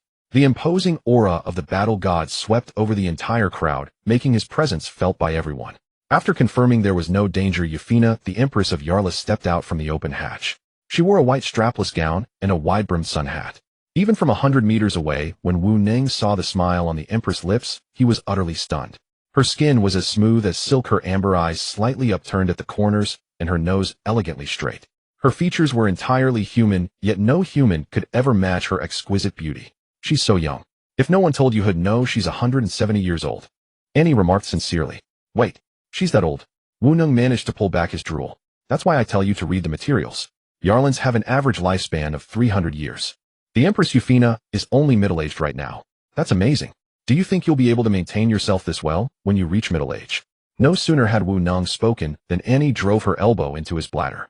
Gracefully descending the steps, Empress Euphina walked straight past the president of the Earth Federation, who had come to greet her. Under Dante's protection, she bypassed numerous politicians and celebrities, coming directly to stand before Annie, extending a friendly right hand. Academician Annie. Hello, I am Euphina. If you like, you can call me Nana. Euphina smiled sweetly like an old you. Hello. Flattered and bewildered, Annie shook the offered hand. Well then, let's not waste any time. Nana maintained her smile, but her grip on Annie's hand tightened considerably. Take me to see it, the thing you mentioned in your invitation. So you really are connected to that thing. For an instant forgetting her position, Annie reverted to her researcher's instinct. The dazzling fireworks, the street parades, the choir of thousands of children, all the meticulously planned welcoming events were suddenly unnecessary. Annie, Wu Nung, Dante, and Nana's car drove directly into the underground laboratory at the heart of morning light. Walking down the familiar metallic corridor, as Annie expertly opened the massive metal door, she noticed Nana trembling involuntarily. Was the Empress nervous? Bright searchlights made the frozen mech at the center of the lab starkly visible. The moment she saw it, Nana covered her mouth, momentarily dazed. Dante quickly steadied the Empress by her shoulder, but his own gaze never left the crimson mech. Finally found it. It's Serpent. Standing up straight, Nana tossed aside her sun hat and walked briskly towards the ice crystal. Your Majesty, be careful. The ice crystal is extremely cold. Getting too close will cause frostbite. Annie hurried forward, stopping the Empress about 10 meters from the ice. Where did you find it? Dante clenched his fists, halting beside the Empress. Near Mars. One of our survey ships found it. At first we thought it was just an iron ore, but who knew? Wu Nung, finally pulling off the uncomfortable bow tie, let out a long breath. If I'm not mistaken, this mech should be of Yarla manufacture, right? But why was it frozen and left adrift in space? Annie had too many questions. This is the most cruel punishment of the Starfall Order. Looking at the mech kneeling within the ice crystal, Nana's eyes welled up with tears. The punishment of eternal frost. When a mech pilot commits a crime against the laws of the Starfall Order, especially a severe one, the Order convenes a grand tribunal. All members vote, followed by a ballot of the 5 permanent judges. If the verdict is unanimous, the punishment of eternal frost is inflicted upon the guilty pilot and their mech. The ice crystal is then set adrift, aimlessly wandering the cosmos. The sentence only ends when a civilization outside the Starfall Order discovers and thaws it. How is that any different from a death sentence? The odds of being rescued are terrifyingly low. Annie gave an awkward laugh. But you actually found it. We are truly grateful. Your Majesty, they've already thought a part of it. The cockpit is empty. Suddenly Dante looked at Annie with wild intensity. Where is he? The man in the mech. Who are you talking about? Annie was a little startled. Who else? Ning Jie? The pilot of Serpent, the battle god Ning Jie. Dante almost roared the words. Heh. So it's confirmed. This mech and Ning Jie are battle gods. No longer afraid, no longer tense, Annie suddenly lost control and burst into the most unrestrained laughter of her life. Leaving the frigid experimental field behind, the 4 with complex emotions moved to a spacious reception. Though windowless, it offered comfortable sofas, a neat coffee table between them, and warm coffee resting upon. Nana and Annie sat facing each other. Dante stood respectfully behind Nana, while Wu Nung, standing behind Annie, wore a strange smile as he leaned over the edge of her sofa's backrest. The silence was suffocating, especially for Annie, whose mind was full of questions. Before we talk, answer me one thing. Will you take Ning Jie and the Serpent with you? Annie's expression was exceptionally grave. Academician, Annie misunderstands our relationship with Ning Jie. He is not our servant. No one can command him. If he doesn't wish to leave Earth, this is his home. Conversely, if he wishes to leave, and someone tries to force him to stay, Ayale will exhaust all my power to shatter every obstacle in his path. Nana picked up the steaming coffee before her. Her simple explanation, however, made Annie tremble uncontrollably of fear, as if she had already witnessed the end of the world. Be grateful we didn't use torture on Ning Jie back then. If they had found out we once tormented their hero, I doubt just one warship would be here now. Wu Nung whispered into Annie's ear, his own back drenched in cold sweat. Your Majesty, I can assure you of this. No one will force Ning Jie. But before you meet him, could you tell me the connection between Ning Jie, a pure earthling, and Yale? Annie asked, suppressing her fear. This is a secret normally not shared with outsiders. However, this secret is probably only unknown to backward civilizations like Earth and the universe now, Nana said, slowly lowering her ceramic cup. Her already beautiful face looked even more stunning with a trace of sorrow. Exactly 1,003 years ago from now, the Yale civilization faced a catastrophe that nearly brought about its extinction. No way. Someone dared to invade Yale. Wu Ning's jaw dropped. Your military might was terrifyingly strong, even 1,000 years ago. Indeed, but the one who invaded Yale was not an outsider. The war god of that time betrayed the Yale royal family. Nana sighed softly.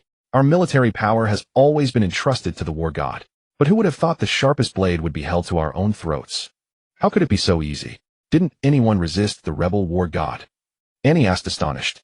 No one dared to resist because no one could defeat him, the Ice Soul war god Ming Lang, Dante said with a hint of a smile, as if amused by Annie's naivety. In Yalia's history, he was the only one who had surpassed the simulated data of all past war god mechs, hailed as the strongest war god ever. Let alone his command of a massive army, even alone, he likely had the power to storm the palace and kill the emperor. Exactly so. The then empress was forced to flee Yale's star in a single warship with only a few surviving royal guard mech pilots. According to the laws of the lament of the starry sky, civilizations are forbidden from interfering in the internal affairs of others. Ming Lang's rebellion was deemed an internal affair. Thus no planet in the universe offered aid to the fleeing Yale royalty. Some even proactively provided Ming Lang with the whereabouts of the royal family. Nana had long known the universe was cold-hearted, but she still couldn't suppress a look of hatred whenever she thought of it. I don't understand. What does this have to do with Ning Jie? Annie didn't even offer sympathy, just pressed on with her doubts. To explain that, I first need to tell you about the process of how a war god is born on Yale star. Nana instantly regained her composure and smiled charmingly again. On Yale star, everyone has the right to become a war god. When the previous war god retires, Yale holds a grand ceremony. All mech pilots participating in the ceremony challenge the simulated data of past Yale war god mechs within the simulators. Only the one with the most victories earns the right to challenge the previous war god in person. If they win, they become the new war god. If they lose, the ceremony restarts 6 months later, continuing the cycle. A harsh rule. Wu Neng could imagine how arduous that process must be, but couldn't fathom how the white-haired Dante standing there with such a youthful war god aura had achieved it. This is just the beginning. After a new war god is chosen, Yale invites specialized war god mech artisans to forge a brand new war god mech for them. As Nana spoke, Annie stood up excitedly. I know. The 10 divine artisan clans. All war god mechs in the universe come from their hands. Only they can create the Hongwu system. So they really do exist. Annie's eyes sparkled like a little girl's. Seems Dr. Annie has done her fair share of research, Nana said, covering her mouth with a smile. Wu Neng felt his legs go weak just watching her. My apologies, Annie said, blushing as she sat back down. Indeed, the 10 divine artisan clans exist. The mechs they create are the only ones recognized as war god mechs in the universe. Among them, Pachun has always been the sole clan to forge war god mechs for Yale. At that time, the clan leader of Pachun also noticed Ming Lang's uniqueness and exceptionally forged 2 war god mechs for him to choose from. One was the Ice Soul War God Dragon, its Hongwu system powered by the pilot's ruthlessness. Unexpectedly, his ruthlessness wasn't just directed at enemies, he showed no mercy to his own people either. Despite trying to forget, Nana still trembled slightly with anger. The other was the Flame Soul War God Serpent, its Hongwu system powered by the pilot's rage. Dante took over from Nana, gently patting the trembling shoulder of the Empress. The fleeing royal family brought this war god mech, the one Ming Lang didn't choose, hoping to find a pilot who could activate the serpent and become a weapon against Ming Lang. I don't understand. The fleeing royalty should have had their own guard mech pilots. Why couldn't they activate it? Annie was puzzled. To activate a war god mech for the first time, one must first activate its Hongwu system. That means the pilot must possess sufficient emotion to drive the system. Unfortunately, the serpent was originally built with Ming Lang as the standard. The anger of an average pilot was simply ignored by the serpent, it couldn't resonate with them. Coincidentally, the royal family pursued by one of Ming Lang's units crash-landed on Earth in a city that was once part of China. Wu Neng. Annie interrupted Dante, knocking on the man's head beside her. Gotta go check the historical records now, Wu Neng said, understanding immediately, and quickly left the reception hall. And that's when we met Ning Jie. Nana smiled, a radiant, blooming smile. No one believed that the rage of this mere 16-year-old boy would actually resonate with the serpent. He became the recognized pilot of the Flame Soul War God and accompanied the revitalized royal family in a 3-year counteroffensive. With just one warship, a few guard mechs, and a war god found on Earth, they truly fought their way back to Yale. Ning Jie, through nearly relentless combat, became a true war god. In the final decisive battle, Ning Jie, piloting the serpent, stood before a sea of tens of thousands of mechs and warships. One man, one mech, one sword, fighting until no one dared to come near. And Ming Lang was forced to personally challenge the battle-scarred Flame Soul War God mech. As you can see, Ning Jie won. Our Yale royal family regained control of Yale's government and has continued to thrive to this day. But Ning Jie sacrificed everything in this battle that had nothing to do with him. In that earth-shattering conflict, the woman Ning Jie loved most was killed by Ming Lang. The heart-wrenching rage shattered Ning Jie's mind and self-control and also caused his Hongwu system to break through to the third-dimensional liberation. Third-dimensional liberation. Annie was intrigued by the new term. The so-called Hongwu system is a system that uses the pilot's emotions as a driver, instantly transforming the mech's power into various weapons. When the emotion provided by the pilot is pure enough, the Hongwu system levels up according to its patterns. This is the theory, Dante explained calmly. At that time, the second-dimensional liberation of the Hongwu system was considered the highest realm. But Ning Jie surpassed the second-dimensional liberation, becoming the first war god pilot in the universe to achieve the third-dimensional liberation of the Hongwu system. Although many pilots can achieve the third-dimensional liberation, now everyone in the universe acknowledges Ning Jie's crucial importance. I really had no idea. That little pervert looked so insignificant, yet he's this formidable. Annie's skin crawled with goosebumps. But it was this hero who gave everything for Yale who ultimately met the fate of being frozen and exiled.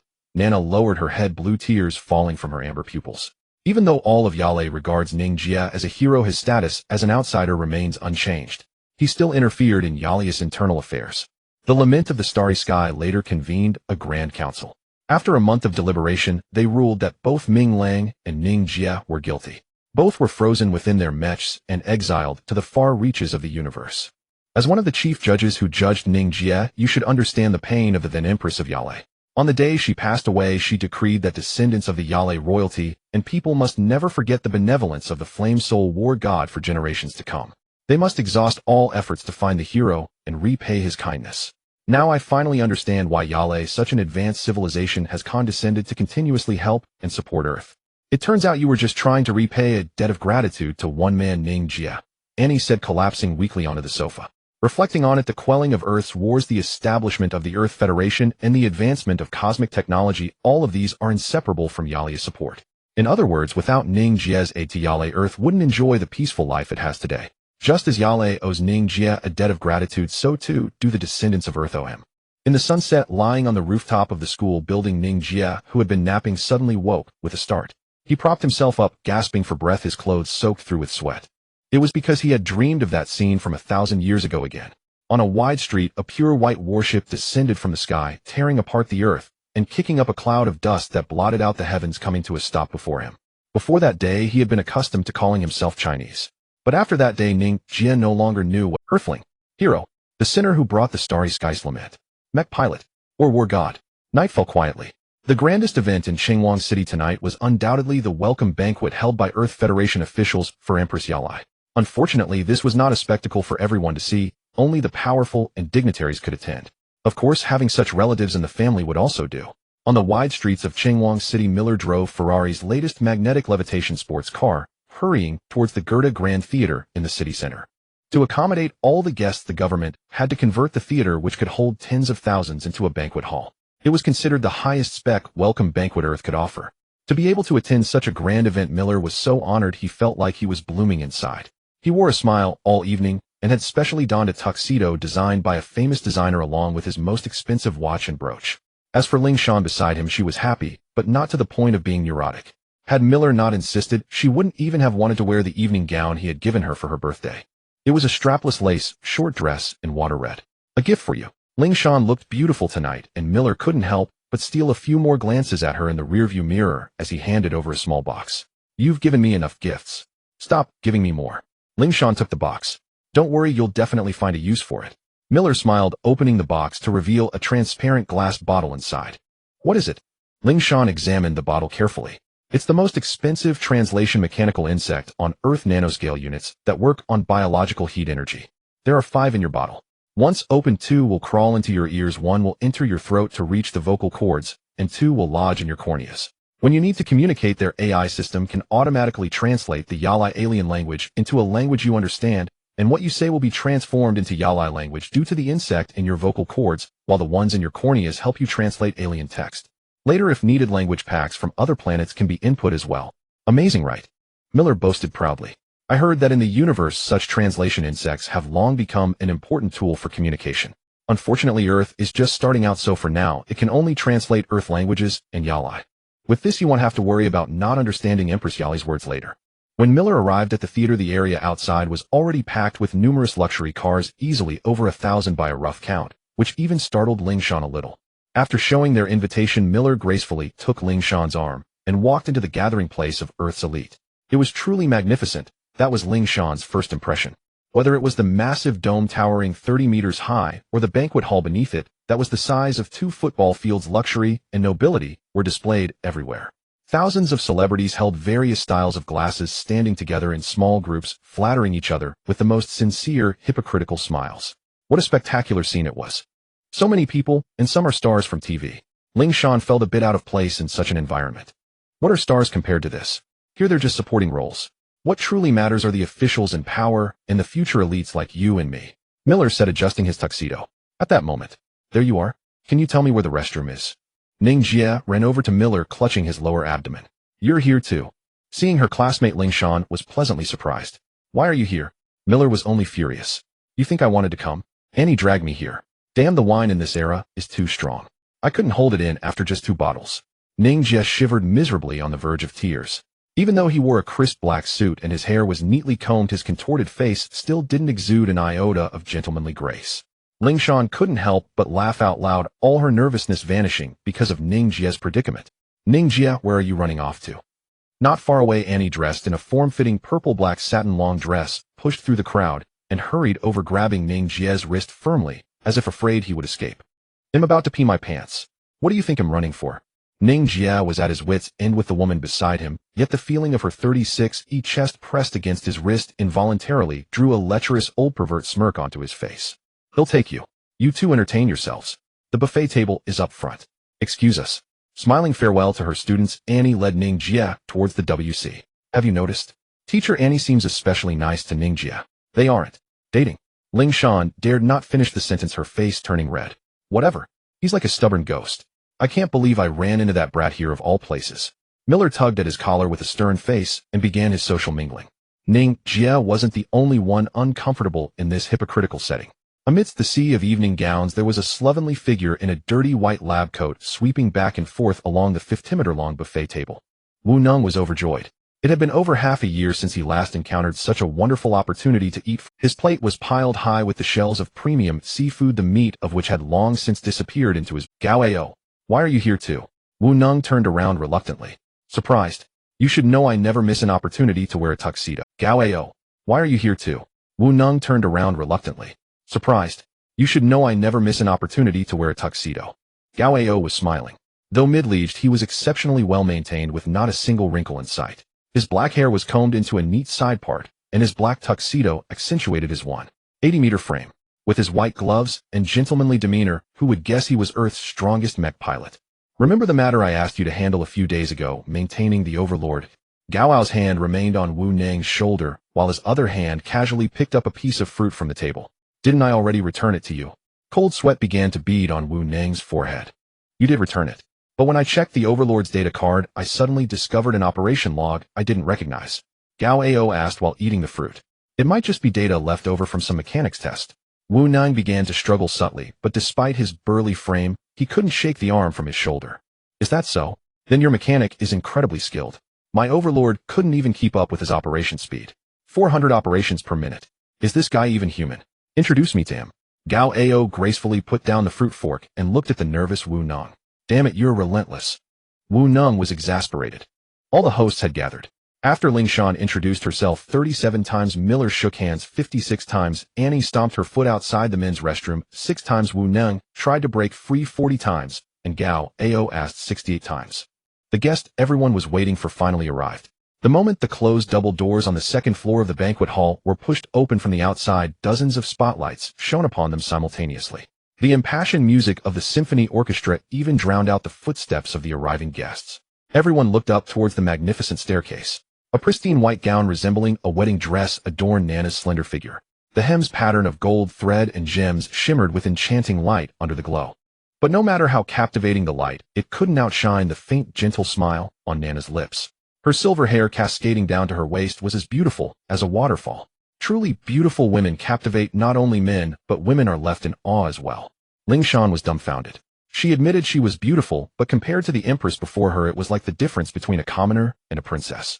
In comparison, Dante following behind Nana was no longer noteworthy. Clad in a black tight-fitting suit that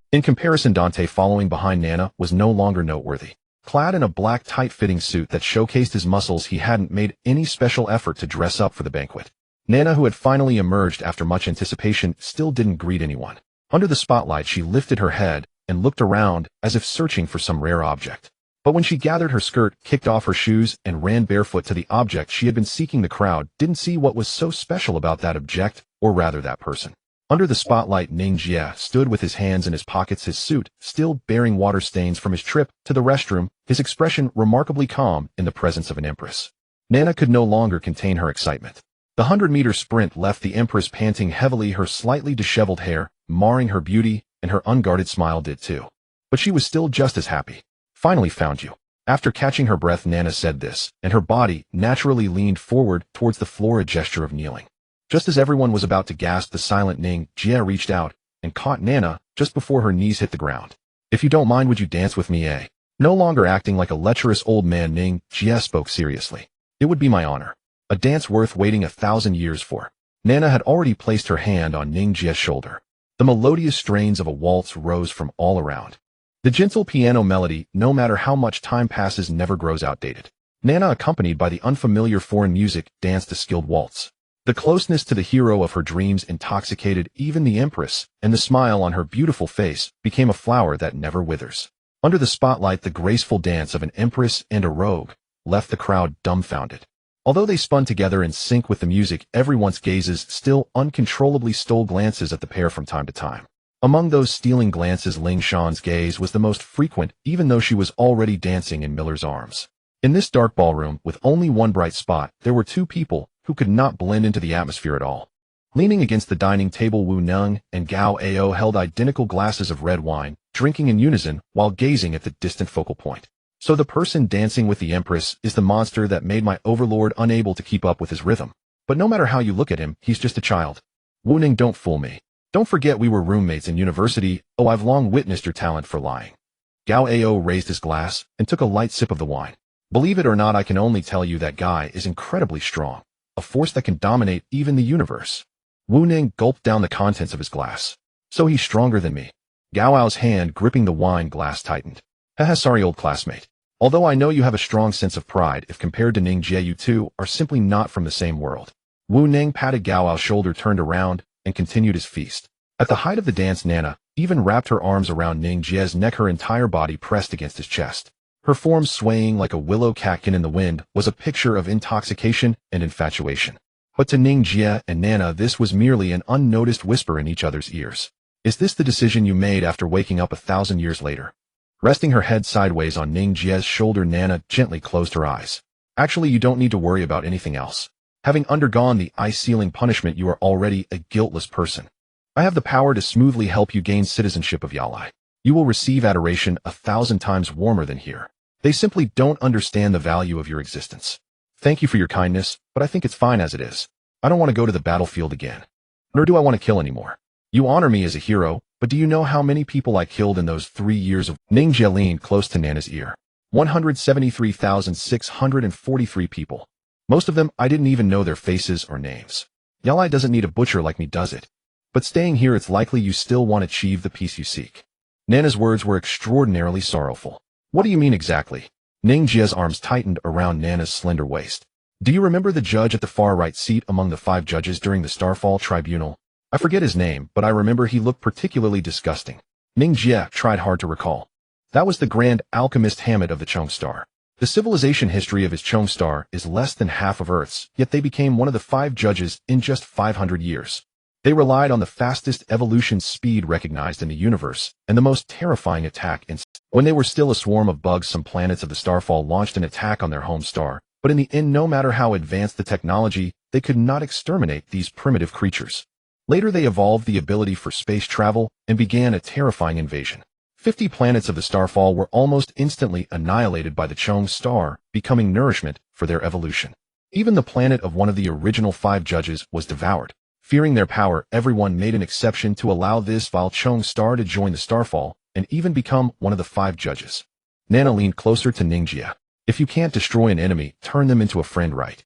Very much like the prevailing theory in the universe. Ning Jie sneered.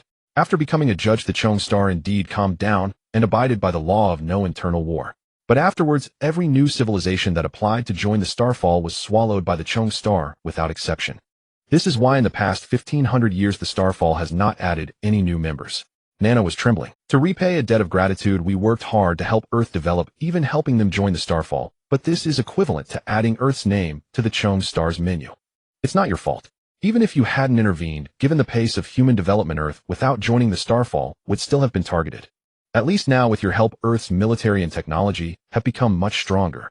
Ning Jie sighed softly. He truly was like a hero, his expression still composed, even as doom loomed. I'm sorry, Ning Jie. Blue tears welled up in Nana's eyes. According to the laws, even if the Chong Star invades Earth, Yalai cannot intervene. I understand. How much time do we have? The Chung Star's army set out 10 days ago. They claim it's an audit of Earth's application, but the forces they've dispatched are enough to destroy 3 Earths. This is why I came to Earth. I wanted to apologize to you in person and sincerely invite you to Yalai. Now I want to invite you again, come with us, okay? Nana was pleading. 1,000 years ago your ancestors invited me in the same way, but back then they asked me to, but now you invite me wanting me to live. However, this time, I really don't want to leave again. No matter what becomes of Earth in the end, this place will always be my home. The dance ended. Ning Jie left Nana in his arms without any reluctance. But there will be no peace here anymore. What will you do then? Nana was stunned. If there's no peace, they'll create peace. After all, I've already created it for you once. If worst comes to worst, I'll create it for myself again. Ning Jie's lips curled up slightly. The hidden meaning in his subtle smile made Nana tremble uncontrollably. That day, as the ball was nearing its end, Nana announced a piece of news that thrilled all the dignitaries. Nearly all members of the Starfall had passed the motion for Earth's application to join, with only the last judge from the Chung Star still hesitating. Therefore, the Chung Star would send an envoy to conduct a final inspection of Earth. If Earth passed, it would officially become a member of the Starfall. At last, a new era of interstellar trade could begin, and Earth would become even more glorious than today. After Nana announced this news, the cheers of 1,000 people in the hall were as deafening as endless waves. In the surging crowd of cheers, Ling Shan spotted Ning Jie again. Compared to the tremendous good news, the man who had danced with the Empress was no longer so eye-catching. Ning Jie weaved through the figures and headed toward the theater's exit. Ling Shan didn't know what was pulling her heart, but she actually left Miller cheering beside her and followed Ning Jie's footsteps. Leaving the grand hall, the world instantly became immensely quiet. Ning Jie was sitting on the stairs not far away, leaning against the wall in a daze. In the deserted surroundings, even the air felt fresher. Just as Ling Shan was about to greet him, another person walked up to him first. Ning Jie, how should I address you? It was Dante. Ling Shan instinctively hid behind a pillar, a flurry of question marks appearing in her mind. Haha, don't you already know my name? Ning Jie didn't stand up, nor did he even glance at the newcomer, just smiled. I mean, should I call you the Flame Soul Battle God? Or the Savior of Yalai? Or Ning Jie, who is nothing now? Whatever you like. You are the current battle god of Yalai, right? Leaning back slightly, Ning Jie looked up at the serious man before him. The 3th generation of Yalai, the steel battle god Dante. The driving source of my Hongwu system is my fortitude. Dante remained expressionless, truly like a piece of steel. Why are you explaining so clearly? Actually, I don't care who you are. Ning Jie was amused by Dante's earnestness. I must make it clear because I want to fight you and defeat you to become the strongest battle god in Yali's history. Dante revealed his desire without concealment, like a child. Have you finished challenging the simulation data of past battle gods? Ning Jie didn't seem to dislike Dante's straightforward personality. It took 2 years, a total of 3005 battle god datasets. I have completed the challenge with a perfect record. Then you are already the strongest. I heard that back then Minglang took 2.5 years to complete such a challenge. Ning Jie finally stood up and patted Dante's shoulder like an elder. No, among these datasets, the only ones missing are the Flame Soul Battle God and the Ice Soul Battle God's data. Your mechas were sealed in ice, so I couldn't find your simulation data. Therefore, without defeating you, I cannot become the strongest. At the very least, I must defeat you, who once overcame the Ice Soul Battle God. Dante kept his upright posture, but bowed to Ning Jie. Dante hereby requests a battle with you. I can't fight. My serpent is still in the ice. Even if I use Earth's mecha to fight you, you won't be satisfied even if you win. Ning Jie sighed and waved his hand. Others may not know. Do you think I also a battle god mecha pilot am foolish? Facing the ground, Dante's voice became low. As long as you have awakened, there is nothing in this world that can trap the serpent anymore. You are fully capable of awakening the sleeping serpent and fighting me in the form of a battle god. Unfortunately, I am not in the mood to fight you now. Continue protecting your empress. That is the duty of a battle god. Waving his hand behind him, Ning Jie got up from the steps. Whether you are afraid of losing or simply look, one day you will fight me, I guarantee it. Straightening his back again, Dante remained resolute. Then you, after reaching the last step, Ning Jie suddenly noticed Ling Shan eavesdropping. Embarrassment left Ling Shan at a loss, her mind racing with various excuses for eavesdropping. But Ning Jie said nothing, only grinning foolishly and putting his finger to his lips. Shoo. As the grand welcome banquet drew to a close, the bright moon hung over Morning Light City like a second sun. Wu Nung was again at the wheel with Annie and Ning Jie in the back seat, buffeted by the chilly night breeze. Ning Jie yawned, weary from the day's events. Annie, however, seemed far from finished. Her clear radar-like gaze remained locked on Ning Jie. Tell me, what exactly did you and Nana talk about? Battle God. Annie finally gave in to her curiosity. Please don't call me that. It gives me the creeps. Ning Jie shivered. Honestly, we just shared a dance. I don't believe it. It can't be that simple. Did she try to take you away? Annie pressed relentlessly. Alright. Shaking off the persistent Annie, Ning Jie leaned towards Wu Ning in the front seat. You're a mech engineer, right? The best on Earth. Wu Ning boasted proudly. Can you build me a mech? I'm in a hurry, Ning Jie said with a fawning smile. I don't have high demands, just something responsive. Would a mere Earth mech even be worthy of your notice? You're the battle god's own mech engineer after all, Annie scoffed, leaning back into her seat. And you say you have no demands. With your hand speed of 400, I doubt I can build a mech that can keep up with you. Wu Ning's earlier smugness twisted into a grimace. Is 400 fast? I was already slowing down to match the data card you gave me. Ning Jie's casual remark sent a fresh wave of chills down both Annie and Wu Ning's spines. Then what's your actual speed? Annie trembled. Never really measured it. At my peak, maybe around 600, Ning Jie said with an air of indifference. Please hurry, I don't have much time to wait. Tisk, what's the rush? Heading to war. Wu Ning grumbled. Ning Jie remained silent, simply turning his head to gaze at the distant sea. The next day, the welcome activities for Empress Yalai in Morning Light City were still underway. After a day's delay, Nana finally began cooperating with the pompous officials, partaking in a series of tours, visits, and negotiations. Meanwhile, classes at Thunderclap Academy proceeded as usual. You must be an alien. As soon as the first lesson ended, Xiao Lian, with her striking crimson curly hair, rushed to Ning Jie's desk. Yes, you're definitely an alien. Her twin sister Xiao Lian, who sported flowing azure curls, also ran. Hearing this, Ling Shan, sitting next to Ning Jie, panicked, fearing he might think she had spread the rumor. Why would you? Don't I look like an earthling? Ning Jie remained remarkably relaxed, propping his head on one hand as he studied the two girls. Appearances can't fool us. Sister Xiao Lian hugged a white rabbit plushie tightly. We've been keeping track. You've attended less than 4 classes this week. If anyone else skipped that much, Teacher Annie would have kicked them out long ago. Besides, even though you piloted the Tyrant that day, your reaction time with the machine is way off. Someone with your skill level shouldn't have gotten into Thunderclap at all. Xiao Lian, the younger sister, nodded firmly while clutching a black rabbit plushie. So we're certain you're an alien. Otherwise, Teacher Annie wouldn't be so nice to you. The twins declared in unison. Hey, you two sure have vivid imaginations. But let me ask you this. How are you at barely 12 years old sitting in a senior year classroom? Ning Jie scratched his head. Because Xiao Lian and I have excellent grades. We both skipped grades together. The twins replied with uncanny synchronicity. Well, for me, anyone who gets good grades is the real alien. Ning Jie declared, voicing the perspective of a slacker student. Tisk, what a lame excuse. Let's go, Xiao Lian. Since the alien won't confess, well, move to plan B. Sighing, Xiao Lian took her sister's hand and led her away while Xiao Lian turned back to stick out her tongue. Ning Jie, are you really an alien? Ling Shan finally whispered once they were alone. No, I'm a pure-blooded earthling, Ning Jie affirmed. But then how are you also the hero of Yalai, the Blaze Soul Battle God? Ling Shan's voice had dropped to a near whisper by the end. A lot has happened that I can't tell you right now. Let me think. Ning Jie's head began to ache. I've got a perfect way to prove it. With that, though he was already closed, Ning Jie suddenly leaned forward and without closing his eyes pressed his lips to Ling Shan's. Shocked, Ling Shan's eyes flew wide open, yet she forgot to push away the brazen intruder. So, same ISS as any earthling, right? Proof enough that in the real deal. Ning Jie smiled, releasing the stunned girl. Ning Jie, you beast. He'll kill you. Miller, seated in the front row, had witnessed everything and leaped up in a fury. Catch you later. Ning Jie sprang up just as quickly and began a gleeful escape for his life. This blissful campus life lasted for 3 days. On the 3rd day, at the very spaceport in Morning Light City where the Yalai warship had landed, a grand welcoming party gathered once more, even more spectacular than the first time. This time, Empress Euphina of Yalai and the steel battle god Dante himself had joined the entourage. Are you sure about the time, Nana? Over the past few days, Annie had grown close to the approachable Empress and had become accustomed to addressing her by her. Yes, we received a special transmission from the insect star yesterday. This is definitely when they'll arrive, Nana confirmed with a smile, though a trace of sorrow crept into her expression as it faded. But the satellite monitoring center hasn't detected any incoming vessels. Wu Nung scratched his head in confusion. They're here. Dante, standing nearby, suddenly looked up. In the cloudless sky, a black began to materialize, growing clearer like a dark star. This black star expanded at an alarming rate, tearing across the sky before plummeting to the ground at tremendous speed. The officials panicked and scattered in all directions.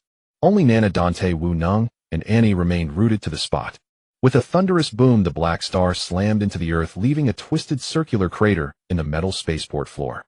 The force of the impact sent a gust of wind that whipped through the hair of many onlookers. White smoke from the intense heat billowed out for 100 meters. Once they realized they were still alive, the panicked officials remembered their dignity and hastily reformed their ranks. Is that the envoy from the insect star? Annie stared in disbelief at the center of the crater, where a single elliptical egg-like object about a meter in diameter lay. Yes, that's one of the Starfall Tribunal's chief judges, the high priest of the insect star Hammett. He played a part in Ning Jie's trial as well. Nana's words made Annie gasp.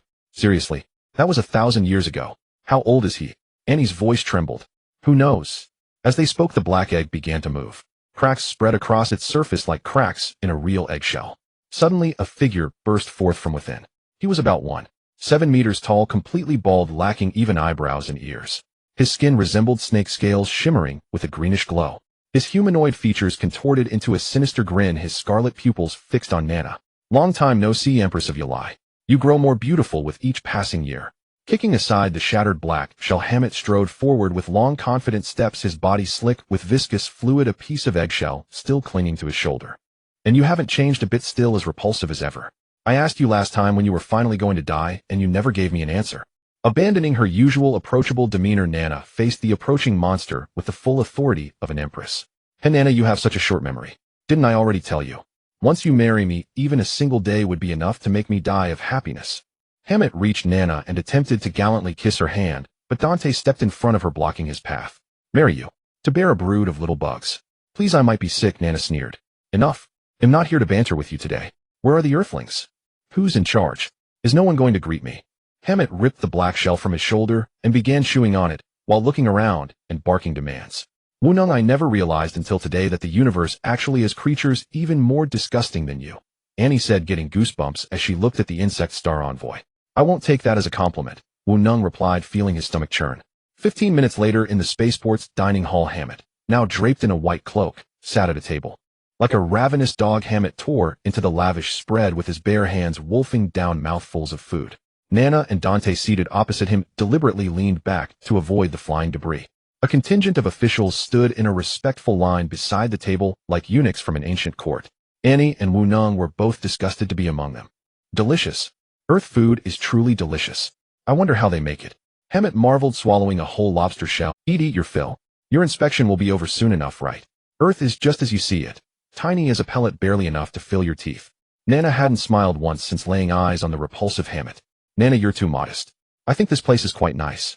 Apart from being a bit small, the environment rivals even that of Yulai. Hammett paused his gluttonous feast with a sinister grin. Especially Earth's mining fleet. Ranked in the universe's top 10, it gives this backward civilization a bit of a reputation across the stars. Of course, what truly made Earth's name known throughout the universe is that arrogant young man. The Blaze Soul. You know Earth is the Blaze Soul battle god's homeworld. I'd advise you to eat sparingly. You wouldn't want to wake a sleeping giant and get your teeth knocked out. Nana's tone had turned threatening. Nana, you jest. You must have forgotten that our kind has the fastest replacing teeth in the universe. This time I'm here for one purpose, to inspect Earth's military strength. Open all your military bases to me. Hammett's grin vanished as he pointed a greasy finger at the people behind Nana. Though they were bureaucrats, these were seasoned politicians who understood full well the grave danger of opening their military bases to another race. Yet none among them dared to openly defy the conditions set by one of the 5 chief judges. The spaceport restaurant was spacious, its full glass curtain wall allowing sunlight to stream in freely. Plush sofa seating combined with the skills of a top-tier chef formed a perfect pairing. Yet as a venue for discussing Earth's future, it was utterly inadequate. Facing Hamp's almost commanding demand, Annie glanced around. There were many officials, but not one dared to step forward and respond. They were all old foxes who had navigated the political arena for decades, each a master of tact and diplomacy. They understood perfectly well what stepping forward would mean. They knew the severe consequences of opening military bases and feared the terrible repercussions of offending the insect star civilization.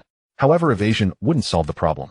If this was a trial Earth had to endure on its interstellar journey, then someone from Earth needed to face the ordeal. And so with a soft sigh, Annie, dressed in a black suit, adjusted the gold-rimmed glasses on her nose and stepped forward. She sat down beside Nana, facing Hamp, who was covered in green serpentine scales. Grand Inquisitor, although Earth may seem backward or even unsightly in your eyes, it does not mean we are mindless fools. The consequences of casually opening our military bases are far harder to clean up than the dishes after your meal. Of course, we don't doubt your character, but we need at least a reason that can convince me. Her tone was filled with respect, but Annie's eyes were full of hostility. An interesting woman. Do you have the authority to make decisions on behalf of Earth? Hams grinned ferociously. No, but at least among Earthlings I am the smartest. If you can convince me, those other idiots will be easy to handle. Annie smiled hypocritically, not noticing the ugly looks on the faces of the idiots behind her. Troublesome, meeting someone intelligent.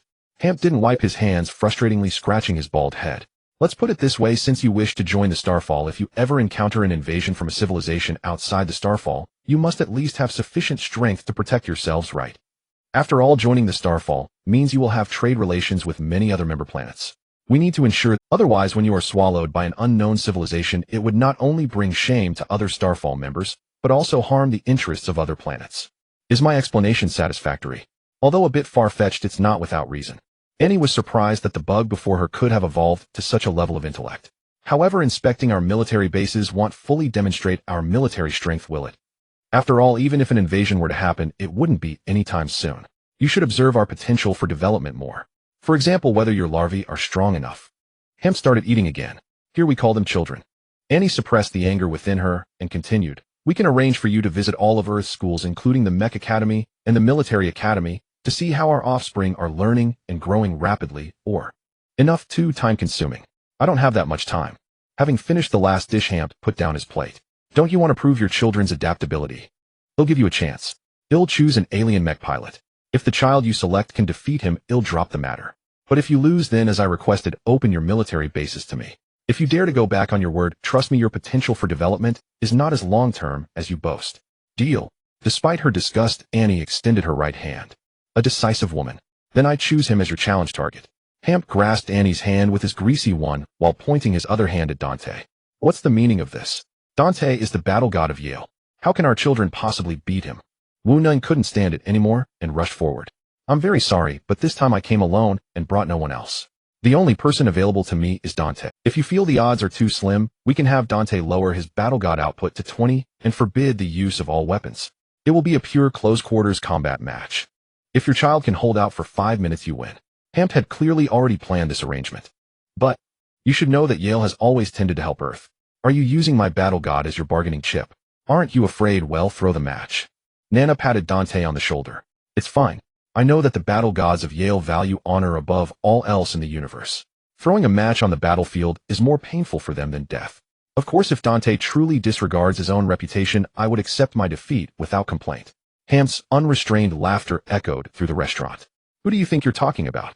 The veins on his temples bulged, and Dante's fighting spirit had already dispelled Hamp's concerns.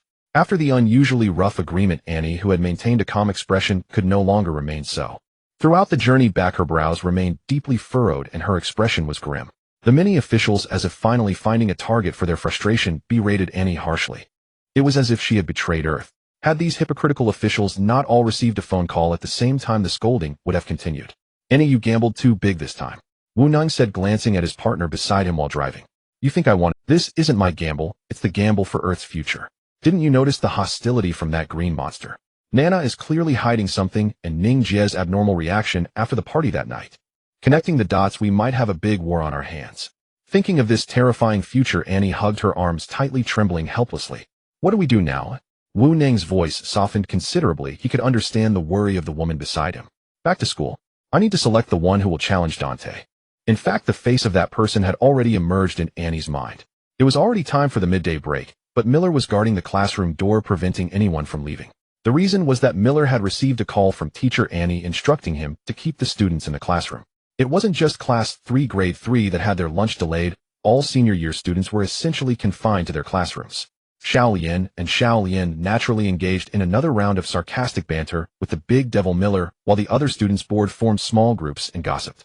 Lingshan also took out her exquisite lunchbox, not having to go hungry. But the moment Ning Jie beside her saw the lunchbox, his eyes lit up. "Hey, is there anything you don't know about mechs?" Ning Jie swallowed his saliva. "You want to eat? Here, have it." Perhaps not very hungry, Lingshan generously pushed the lunchbox in front of Ning Jie. Not long after, Annie and Wu Neng, both looking serious, walked into the classroom. Annie was terrifying today, how almost instinctively the students returned to their seats, not daring to make a sound. A full 30 seconds passed before Annie, standing at the podium, spoke her first words. "Students, suppose you were to face the Yale battle god at 20 output power right now. Who among you is confident of winning?" The strange question stunned all the students, followed by disbelieving gasps. "Don't be nervous, treat it as a pop quiz. Now imagine you are to fight the Yale battle god Dante at 20 output. The battle mode is mech close quarters combat. What strategies would you employ? Using this as the topic, submit your answers within 30 minutes. I have already assigned the same question to other classes. The top student will receive a pleasant surprise." Annie forced a smile. The unexpected test left the students bewildered, but like soldiers obeying orders was instinctual for them. Before long, many students opened their electronic screens and began composing their combat strategies. Only Ning Jie kept staring at Annie on the podium, as if he could see through her very soul. Half an hour passed quickly. The students sent their exam papers back to Annie's mailbox via email. However, Annie didn't check them immediately. Instead, she looked back at Ning Jie with surprise. "Why haven't you written your strategy?" "Because that is an absolutely impossible task." Ning Jie's voice was unusually low. "Dante is the new generation battle god of Yale. Do you understand what that means?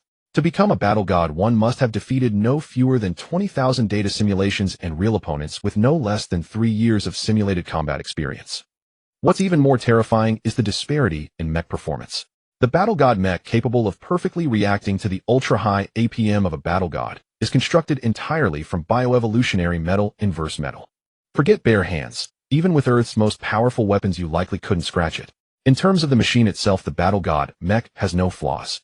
With its immense driving force, even at just 1 power output, it could easily pierce the most fortified armor of an Earth mech with a single finger. All the students present were stunned into silence.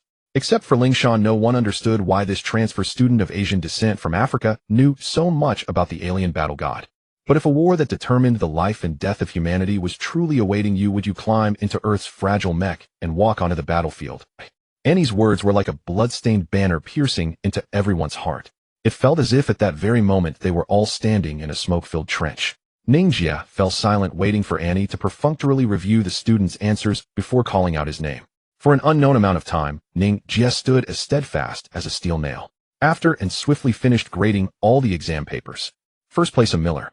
Congratulations, you'll get a chance to challenge Dante in this state. A dream for almost every Earth mech pilot. And smiled hypocritically. Miller stood up in disbelief, then erupted in excited cheers. Many classmates offered their congratulations while Xiaolian and Xiaolian showed their usual disdain. Only Ning Jie remained staring at and on the podium with utter confusion. That's all for today. Everyone take your lunch break. Remember, don't wander off. Soon a shuttle will pick you up to take you to the arena for this battle of the century. Well, then I'll take my leave. And left the classroom as swiftly as she had arrived, accompanied by Wu Nong. Ning Jie could no longer sit still. He stood up and rushed out. What exactly is going on? Catching up to, and in the hallway, Ning Jie rudely grabbed her arm. You know Miller can't win, and you know who I am, right? Hammett has arrived. He's forcing us to open all military bases for his inspection. Defeating Dante is our only hope to stop him, Wu Nong explained on Anna's behalf. Then why not choose me? If it were me. At that moment, Ning Jie suddenly realized just how much he had come to love Earth as his home. The home he had left at 16, whose meaning he never truly understood. Only after 3 years of brutal warfare and 1,000 years of frozen solitude did he grasp its preciousness. Wu Nong misunderstood and didn't pull away as she let Ning Jie hold her even as her arm began to ache. Defeating Dante isn't our only hope. You are. I'd rather not let Hammett see you so soon than open our military bases. He must know you right, as the one who judged you back then. If the insect swarm truly attacks, the sudden appearance of the Flame Soul War God is our true salvation. He's the hero of Errol, a man who saved an entire civilization alone, and he has the power to save us too. That's something I believe with absolute certainty now. But your plan can't avoid the flames of war. Before the war god you believe in appears, many warriors will lose their lives in this battle. Ning Jie said, releasing, and his lowered brow hiding his expression. I understand the consequences of this choice. No matter what others think, I will remember every name of the fallen, and hurried into the elevator. When she turned back to look at Ning Jie, tears fell from her eyes. The Grand Marshal tournament was about to begin. The news of an Earthling challenging the Errol War God became the headline across every major TV station on Earth. In an instant, every platform was producing special programs around the event, while advertising airships in the sky displayed massive banners. The impending battle was set for 6 in the evening. Outside the Qingyuan City arena, crowds of spectators gathered, desperate for even a single ticket. These people, reveling as if at a carnival, had no idea of the true stakes behind the fight. Only a throng of officials nervously convened endless meetings, hurling insults at each other while scrambling for solutions. And in a rare role, served as Earth's representative, accompanying the 2 distinguished guests, Nana and Hammett, to watch the grand spectacle. An hour before the battle, the arena's stands were packed to overflowing. Many parents even brought their children. The arena, capable of holding 300,000, had never boiled with such fervor as it did today. Speaking of the Qingyuan City arena, it spanned the size of 8 football fields, shaped like an ancient Roman Colosseum, forged entirely of metal, purpose-built for mech combat. In the spacious mech hangar, busy technicians were making final adjustments to the quietly parked Unit 01. At the simulator running inside the hangar, even the usually laid-back Wu Neng wore an unusually grim expression. Finally, when the simulator powered down, Miller crawled out dressed in a sleek azure bodysuit resembling motorcycle gear. Sweat had soaked his blonde hair, and exhaustion was etched across his face. How did it go? Wu Neng had lost count of how many times had asked. No good. Miller shook his head in dismay, slumping into a nearby chair and gulping down water. I've given it everything, but my best record is still only 3 minutes and 20 seconds. This is the combat data of Dante's Steel War Gods specially loaned to us by Empress Eufina. Have you really analyzed every detail? Wu Neng still clung to hope for a miracle. I understand your feelings, Teacher Wu Neng, but that guy, he's really strong, Miller admitted reluctantly. Even with his War God mech operating at just 20 output, his speed is terrifyingly fast. His attack transitions are lightning quick. The moment you expose a flaw, you're met with a fatal strike. The gap between the machines is exactly as Ning Jie described. When I attacked with Unit 01, even if I landed a hit, it didn't leave so much as a scratch on his mech, while the parts one struck were already twisted and deformed. Maybe I should try once more. Forget it. You've already run over 100 simulated battles since this afternoon. Your job now is to rest, Wu Neng said with a sigh, stepping forward to pat Miller on the shoulder. Teacher, I know this sounds weak of me, but losing to Dante isn't really something to be ashamed of, is it? Miller could sense the desperate urgency, and Wu Neng felt for victory. No, it's not. They'll go tune up your mech. You rest. With a faint smile, Wu Neng couldn't bring himself to explain the stakes of victory, nor did he know how much longer he could even keep tuning the machine. Unit 01, a standard-issue student assault mech, stood 25 meters tall with a shoulder width of 10 meters, perfectly balanced in speed, strength, attack, and defense. Its designer was Wu Neng, yet today for the first time he felt ashamed to face his own creation. Back in the outdoor venue, the crowd's cheers rose and fell like ocean waves while dazzling electronic fireworks wove intricate patterns across the sky above the arena. Amidst the thunderous cheers and fireworks, and escorted Nana and Hammett into the Imperial-style VIP view. At the sight of their arrival, the crowd's roar intensified. Hammett, truly like an emperor, waved his arm to the mass. Haven't you had enough? This isn't your bug planet. Nana grumbled, plopping herself down in the right seat. The bug planet isn't half as interesting as this place. My subjects are just insects that chirp. All they think about is eating, Hammett said with a grin, settling into the left seat with a look of smug satisfaction. And representing Earth sat between the two VIPs, yet felt no satisfaction whatsoever.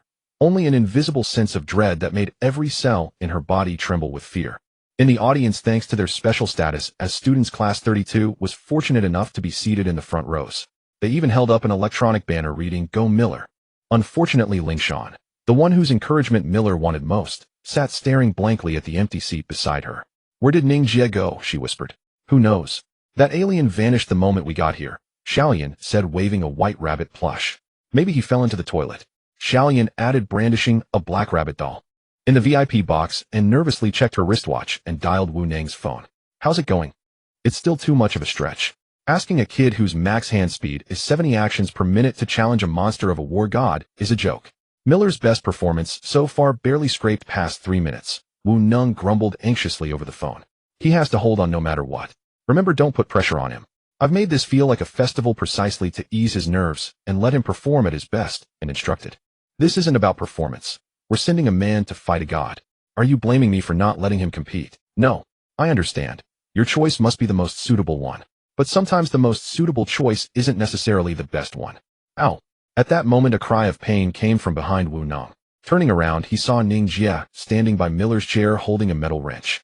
Miller had passed out, a lump the size of a bun swelling on his head. Wu Neng, what happened? And had heard the scream too. Nothing. I just stepped on my own left foot with my right.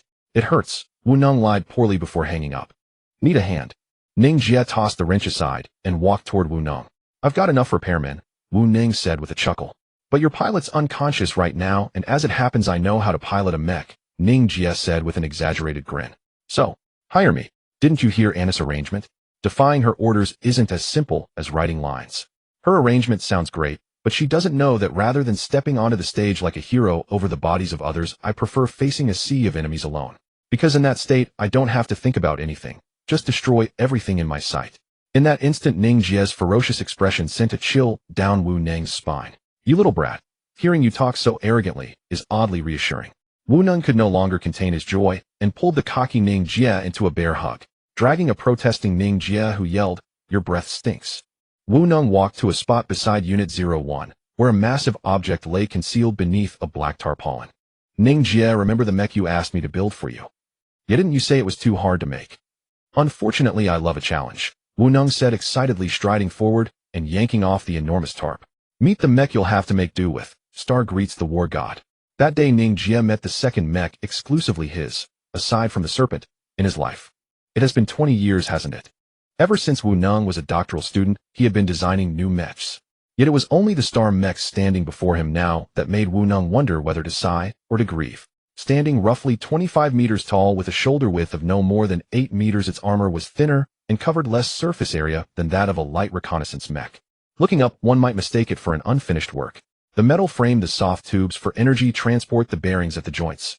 Everywhere revealed the most fragile weaknesses, like a human stripped of skin. The metal plates that barely shielded its chest, back, forearms, and calves were white with red edges.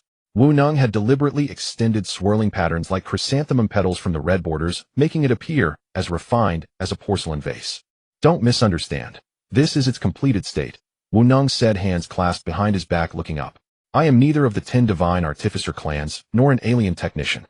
To enhance the mech's reaction speed, the knowledge I possess allowed me only to drastically reduce its weight. I removed the heavy armor, miniaturized the joint bearings, and increased their number to improve agility through more transmission points.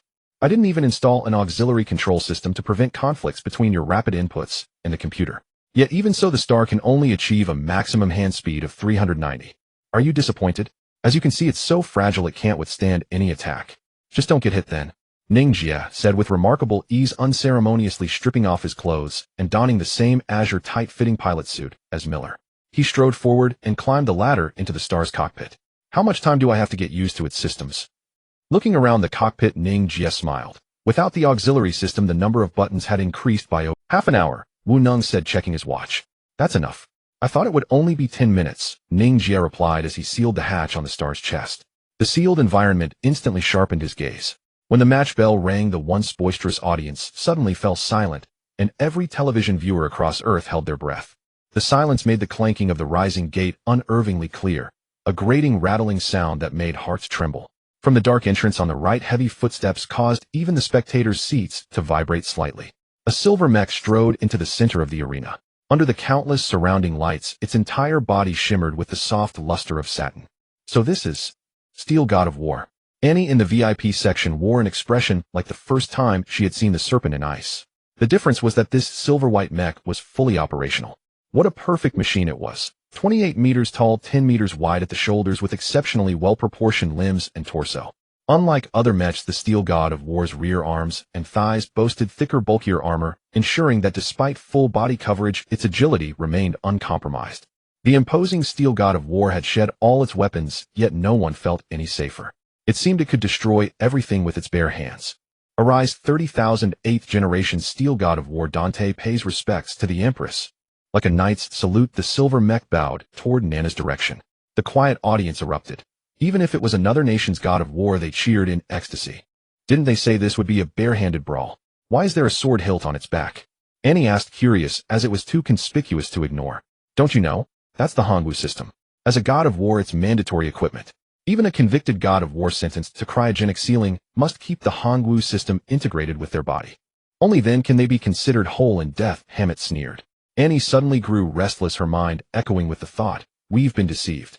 Everything Ning Jie had said was a lie except his name. Before she could return to re-examine the serpent, Annie could only sit and observe the other God of War's Hongwu system. The so-called sword hilt was black, roughly the length of the Steel God of War's forearm and 2 fingers wide. If a blade were attached, it would likely exceed the mech's own height. I'd love to see it activated, Annie marveled. But once the Hongwu is unleashed, an Earth mech wouldn't last a second, Nana sighed. Before the bowing Steel God of War had even straightened, the crowd's cheers intensified to a frenzy, almost deafening in their fervor. From the dark entrance on the left, Earth's representative mech finally emerged. The bizarre star mech instantly stunned a portion of the audience. Not the 01. Who's the pilot? Ling Shan wondered, but a face had already surfaced in her mind. It's Ning. She clapped both hands over her mouth, just in time to stifle the shout. Damn, Wu Nung, what kind of stunt is he pulling now? Annie's hands trembled with rage as she dialed. Hey. What is that ugly mech? Where's Miller? Sorry, forgot to tell you. Miller collapsed from exhaustion, so I hired a substitute mech pilot on short notice. Wu Nung chuckled sheepishly over the phone. It's him, isn't it? Annie suddenly calmed. Yes, it's him. He said your plan wasn't the best. He prefers fighting a group alone. Let's see if our god of war is as formidable as the legends say. Wu Ning hung up with satisfaction. Standing by the observation window, arms crossed, he trembled with excitement.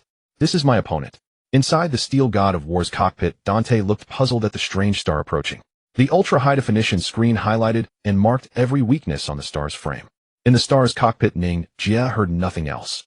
Only his own long, steady breaths resonating in it. Simulation systems were remarkable, capable of forging elite warriors without risk. Yet they could never replicate the crushing pressure of reality. Only under such pressure could Ning Jie hear his own heartbeat, and only then would the corners of his mouth curl into a smile for being alive. I am Arai, shut up. I know who you are. Both mechs communicated through their loudspeakers, and the audience instantly sensed the arrogance of Earth's pilot. Yet that voice sent a jolt through only a few hearts. That voice. I've heard it somewhere before. Hammett pondered. Is it really you? Dante trembled, overwhelmed by an indescribable surge of boiling blood, a thrill he had never experienced. He donned the old aviator goggles with a shaking hand. What did I say? Our battle is inevitable. Are you here to tell fortunes, or to fight? At a distance of 50 meters, the star assumed a combat stance first. I suggest you go all out, or you'll die a miserable death. Defeat. The steel god of war swayed back and forth. What do you think you're piloting? 20 of the wolf is enough to tear you apart. Wolf, that was the steel god of war's name. True to its name, it lunged at its prey with a daunting posture. The vibration in the stands intensified as the wolf, halting abruptly in a half-crouch before the star, spun its dual-leg power bearings at full tilt. The resulting thrust launched the behemoth 50 meters into the air. The airborne wolf wasn't done. Its silver frame twisted sideways with a flexibility surpassing human limits, whipping its right leg down like a steel flail from above. The seemingly simple attack was executed flawlessly, all within 0.5 seconds. The entire audience's hearts stopped in that half-second, and Annie particularly understood the feat Dante had accomplished. In that half-second, his hand speed had reached at least 650. Yet in the same half-second, the star's reaction seemed unremarkable compared to the wolf. The mech, covered in exposed parts, merely hopped back half a step as the wolf's descending kick grazed past its chest armor and slammed into the metal floor. The sheer force left a circular crater in the steel ground. The resulting wind pressure tousled the hair of spectators behind the star, sending a bone-chilling cold through the air. That was close. Annie breathed a sigh of relief for Ning Jie. Not close at all. That dodge was calculated by him. Nana smiled. I never imagined Earth had such a skilled mech pilot. Hammett propped his head on one hand, his browless face twisting into a grimace of displeasure. Let me teach you something, Miss Annie. In that half-second, your pilot was slightly superior to Dante. First, he baited Dante into attacking, then dodged with minimal movement at the perfect moment. If he dodged too fast, Dante would have adapted mid-strike, and the game would end. If he dodged too slow, that kick would connect, and the game would end. What's more terrifying is that in that half-second, your pilot used slow, deliberate actions to exhaust Dante's speed, which was several times greater. If we consider their stamina equal, continuing this way, Dante would collapse from exhaustion first. Of course, as a god of war, Dante can sustain this hand speed for over 6 hours. If given even a moment's respite, he could fight non-stop for a week. Missed. Dante slowly retracted his frame, no longer agitated. No, speed is the same, but output power has decreased. At 100 output, even if dodged, the wind pressure alone would shred the opponent. Having narrowly escaped, the star moved at a steady pace, circled behind the wolf, retreated to 50 meters, and resumed its unchanged stance. As Ning Jie waited, a communication request prompt appeared in the corner of the mech screen. Still trying to wear me down? Oh right. Your machine is too fragile to breach my inverse metal armor, so you chose to flee. What a correct choice, yet why does it infuriate me so? Inside the cockpit, Dante clutched his face with one hand, barely restraining a grimace that would have torn his skin. You are the battle god of Alai. The savior of Alai. The mightiest battle god of Alai. You may die, you may lose, but you must never run. The silver-white wolf lunged again, its body tilted nearly parallel to the ground, moving so fast that it left a white trail of light in the air. Once again, it leaped before the star, the same whip-like leg strike descending from above. This time, however, Ning Jie could not jump backward. He could only sidestep more quickly. But it seemed he was still too slow. The wolf's metallic leg grazed the star's chest armor, scraping off countless sparks as if cut by a light-energy blade. The wolf's right foot landed again, creating an even larger crater than before. Yet far from done, the wolf, without retracting its body, spun in a tilted stance and swung its left knee straight toward the star's head. With no escape, Ning Jie could only raise his arms to block. After a millennium, he finally experienced the true force of the battle god. The star, built entirely of steel, stumbled back more than a dozen steps, sliding 80 meters away. Inside the star's cockpit, the system began to alarm. Even though Ning Jie managed to deflect most of the impact, the right hand that bore the direct blow was ruined, tiny parts clattering to the floor. Judging purely by the force, Ning Jie knew the wolf before him had surpassed the level of the ice soul battle god dragon. Dante, it seems we have a difference in understanding. The communication screen remained active. Ning Jie gripped the control stick and smiled. I never claimed to be. All those titles were thrust upon me. I cannot comprehend the so-called dignity of a battle god, nor understand your anger. On the battlefield, I only think of two things: one, survive. Two, under the premise of one, kill the enemy.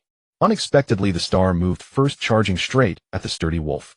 Unwilling to retreat, Dante's defense was also offense. Without stepping back, he spun and kicked straight like a thrusting spear. But the star, which should have been impaled, was nowhere to be found. In sync with Dante's kick, the star leaped with the lightest motion, elegantly twisting in midair to evade the lethal strike, and in the same moment it appeared before the wolf. It's already ruined anyway, so no matter. The star spun its body, swinging its right fist into the wolf's head with brutal force. The crowd watched as the star's entire right arm burst, and twisted broken energy hoses spraying crimson liquid into the sky like a warrior's spilled blood. As for the wolf, it merely staggered back 2 steps, the holographic display inside Dante's cockpit not even trembling. Why is that idiot attacking? Annie phoned Wu Ning again. Hey, did you tell him? All he had to do was last 5 minutes to win. I forgot to tell him. Too late. That kid really thinks he has to beat the wolf to win. Wu Ning panted. Time passed at an agonizingly slow pace. The cheers from the audience dwindled until no one shouted anymore. Everyone stared at the two duelists in the arena.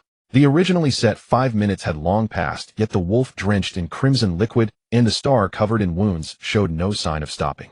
The star's right arm had lost all drive, hanging limp from its frame, dripping bright red energy fluid. Its right eye was shattered, and its head had been quartered while dodging a straight kick from the wolf.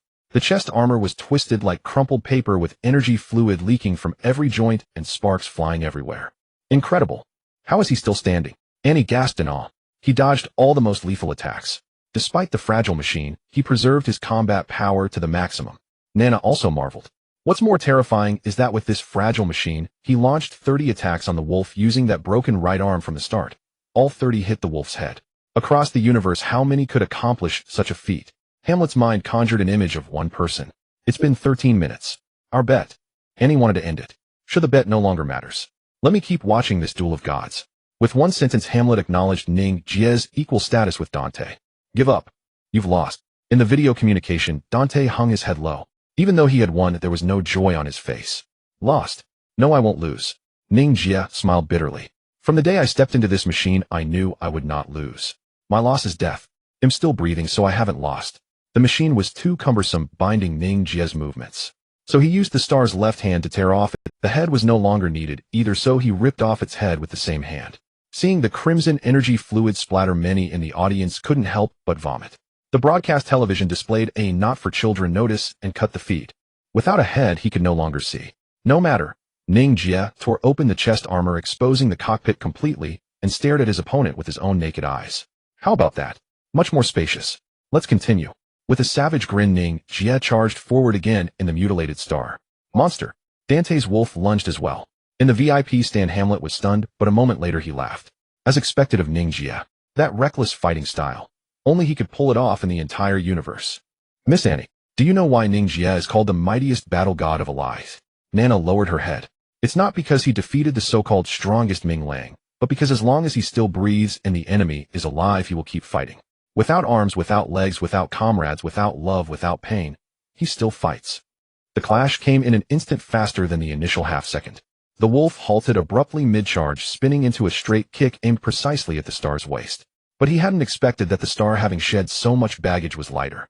Like a swallow, the star leaped and landed on the wolf's extended shin. No longer hiding anything, Dante saw Ning Jie's ferocious grin clearly on the holographic screen.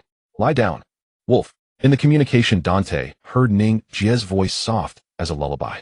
The star used the wolf's leg as a springboard, somersaulting in the air and descending vertically, both feet landing squarely on the wolf's head. With a thunderous crash, the once undefeated wolf fell to the earth. The holographic screen before Dante turned into a sea of flickering snow. He knew the cumulative effect of Ning Jie's relentless attacks on his head had finally manifested. Even though the battle god mecha's entire body was made of inverse metal, the eyes were the exception. The tracking sensors, battered by continuous close-range impacts, had shattered. At that moment, Dante could have pressed a single button to restore the wolf's vision with backup cameras, but he lacked the strength to even reach that button. The mighty steel battle god, even with only 20 output, should not have lost to such a primitive machine. Now Dante finally understood the title of Mightiest Battle God, referred not to the combination of Ning Jie and Snake, but to Ning Jie himself. No matter what machine he piloted, he was always the mightiest battle god. Through the snowstorm of static, Dante suddenly heard thunderous applause, the audience's gift to Ning Jie. Yet standing over the fallen wolf, Ning Jie showed no sign of stopping. Suddenly Dante felt his mecha being dragged, and the auxiliary system blared a high-pitched alarm. The alert jolted Dante back to full vision. On the clear screen, he saw Ning Jie pulling the enormous black sword hilt from the wolf's back. Ning Jie, what are you doing? That's my Hongwu system, Dante shouted through the external speakers. I know, just borrowing it. Inside the cockpit, Ning Jie furiously pounded the keyboard. What is he doing? Annie couldn't understand. Corruption. He's trying to corrupt the wolf's Hongwu system. Nana even stood up. Impossible, Dante thought. His Hongwu system was driven by fortitude while Ning Jie's was driven by anger, two utterly different emotions worlds apart. But he still failed to realize that humans are never defined by a single emotion. Though Ning Jie's fortitude was not enough to achieve a three-dimensional release of the weapon, it was sufficient for the Hongwu system to acknowledge its level of resilience. Ning Jie swung the sword hilt toward the VIP stand. In an instant, a colossal black longsword materialized from nothing before the huge hilt. Dignity. My dignity. You activated it in someone else's hands. Leaning back helplessly in his seat, Dante shed blue tears. The blade, 30 meters long, 5 meters wide, and half a meter thick, was a giant weapon capable of cleaving warhorses even when scaled to human proportions. The razor-sharp tip of dignity pointed directly at Hamlet on the stand, so close that he could reach out and touch the cold metal. Emergency. Evacuate. Annie called security. Soldiers who had been on standby stormed the arena, commencing a high-speed evacuation of the audience. Chaos erupted momentarily. Before leaving, Ling Shan couldn't help but look back at the figure pointing the sword at the insect star Grand Priest. Miss Annie, let me tell you a little secret. Do you know the real reason we insisted on freezing Ning Jie back then? Hamlet smiled before the sword. Because Ning Jie is a madman of slaughter. In the pitch-black cosmos south of Pluto, a small Earth survey vessel drifted searching for mineable ore. Captain, what is that? Suddenly beside the survey vessel, flashes of white light appeared, and in an instant countless colossal warships materialized from a space jump. More than warships, they resembled terrifying moths over a kilometer long, their massive wings spanning 2 kilometers, flapping symbolically in the windless void. On the back of each giant moth, a metal command bridge was faintly visible, and the tail of each moth glowed with white fire like a warship's thruster. What have we stumbled upon? The captain's scalp tingled, not from the size of the moths, but because this fleet of moth warships formed an ocean with no end in sight. Before the captain could react, a giant dragonfly 10 meters long with flapping bat-like wings had already their screams were swallowed by the explosion of their ship. The vast insect fleet advanced slowly, its sights set directly on Earth. Meanwhile, on Earth, within the long-abandoned arena, Ning Jie crawled out from the wreckage of a ruined mech. Following the mech's raised left arm, Ning Jie stepped onto the massive black sword Dignity and walked straight to the VIP stands before leaping down. As Ning Jie completely detached from the mech and the macro combat system, the fierce black greatsword instantly dissolved into nothingness, as if it had never existed. You truly are an unkillable monster. Still seated comfortably in his chair, Hammett stared at the familiar man before him. The universe is vast, yet you managed to drift all the way home. I'm not here to trade words with you, you vile insect. Leave Earth, and it'll grant you a path to survival. Ning Jie's face was expressionless, his hollow pupils looking as if at a dead object. Hey, your statement is amusing. Should I take it as you begging me to spare Earth? Hammett chuckled. No, I am warned. Placing his hands on the armrests of Hammett's chair, Ning Jie leaned forward, bringing his face closer to the monster covered in snake scales. At that moment, a soldier rushed in from the entrance, his expression tense as he whispered a few words into Annie's ear. Annie's face instantly turned pale. Hammett, your fleet has reached the Pluto region. What exactly is your intention? Annie gnashed her teeth. We are hungry, and you are the main course. Hammett explained casually, but his gaze shifted towards Nana. Empress of Uri, take your war gods and leave now. The reason my fleet didn't jump directly to Earth was to wait for you to depart. Hammett, this time you'll get a stomach ache from overeating. There was no room for Nana to interject. Understanding the situation, the Empress bowed apologetically to Annie and Ning Jie, then turned and left. The silent VIP stand was left with only a bewildered soldier, a furious Annie, and Ning Jie and Hammett facing each other. Vile insect, aren't you moving a bit too fast? Charging in without even assessing Earth's military strength, aren't you afraid you won't make it back? Ning Jie sneered. Seeing or not seeing makes little difference. Your presence here is surprising though. But no matter. To prepare for such contingencies, we dispatched enough forces to destroy Earth 3 times over. It seems that was a wise decision. Hammett felt genuinely fortunate. Regardless of the outcome, you won't be returned. Ning Jie suddenly sidestepped, snatched the pistol from the soldier beside him, expertly cocked it, and pressed it against Hammond's head. Ning Jie, don't. He's still useful, but we can use him as a hostage for negotiation. Annie quickly tried to stop him. It's useless. Look at him, he has no intention of surviving. Ning Jie shook his head gently. You know me well. I didn't bring any means of return when I came.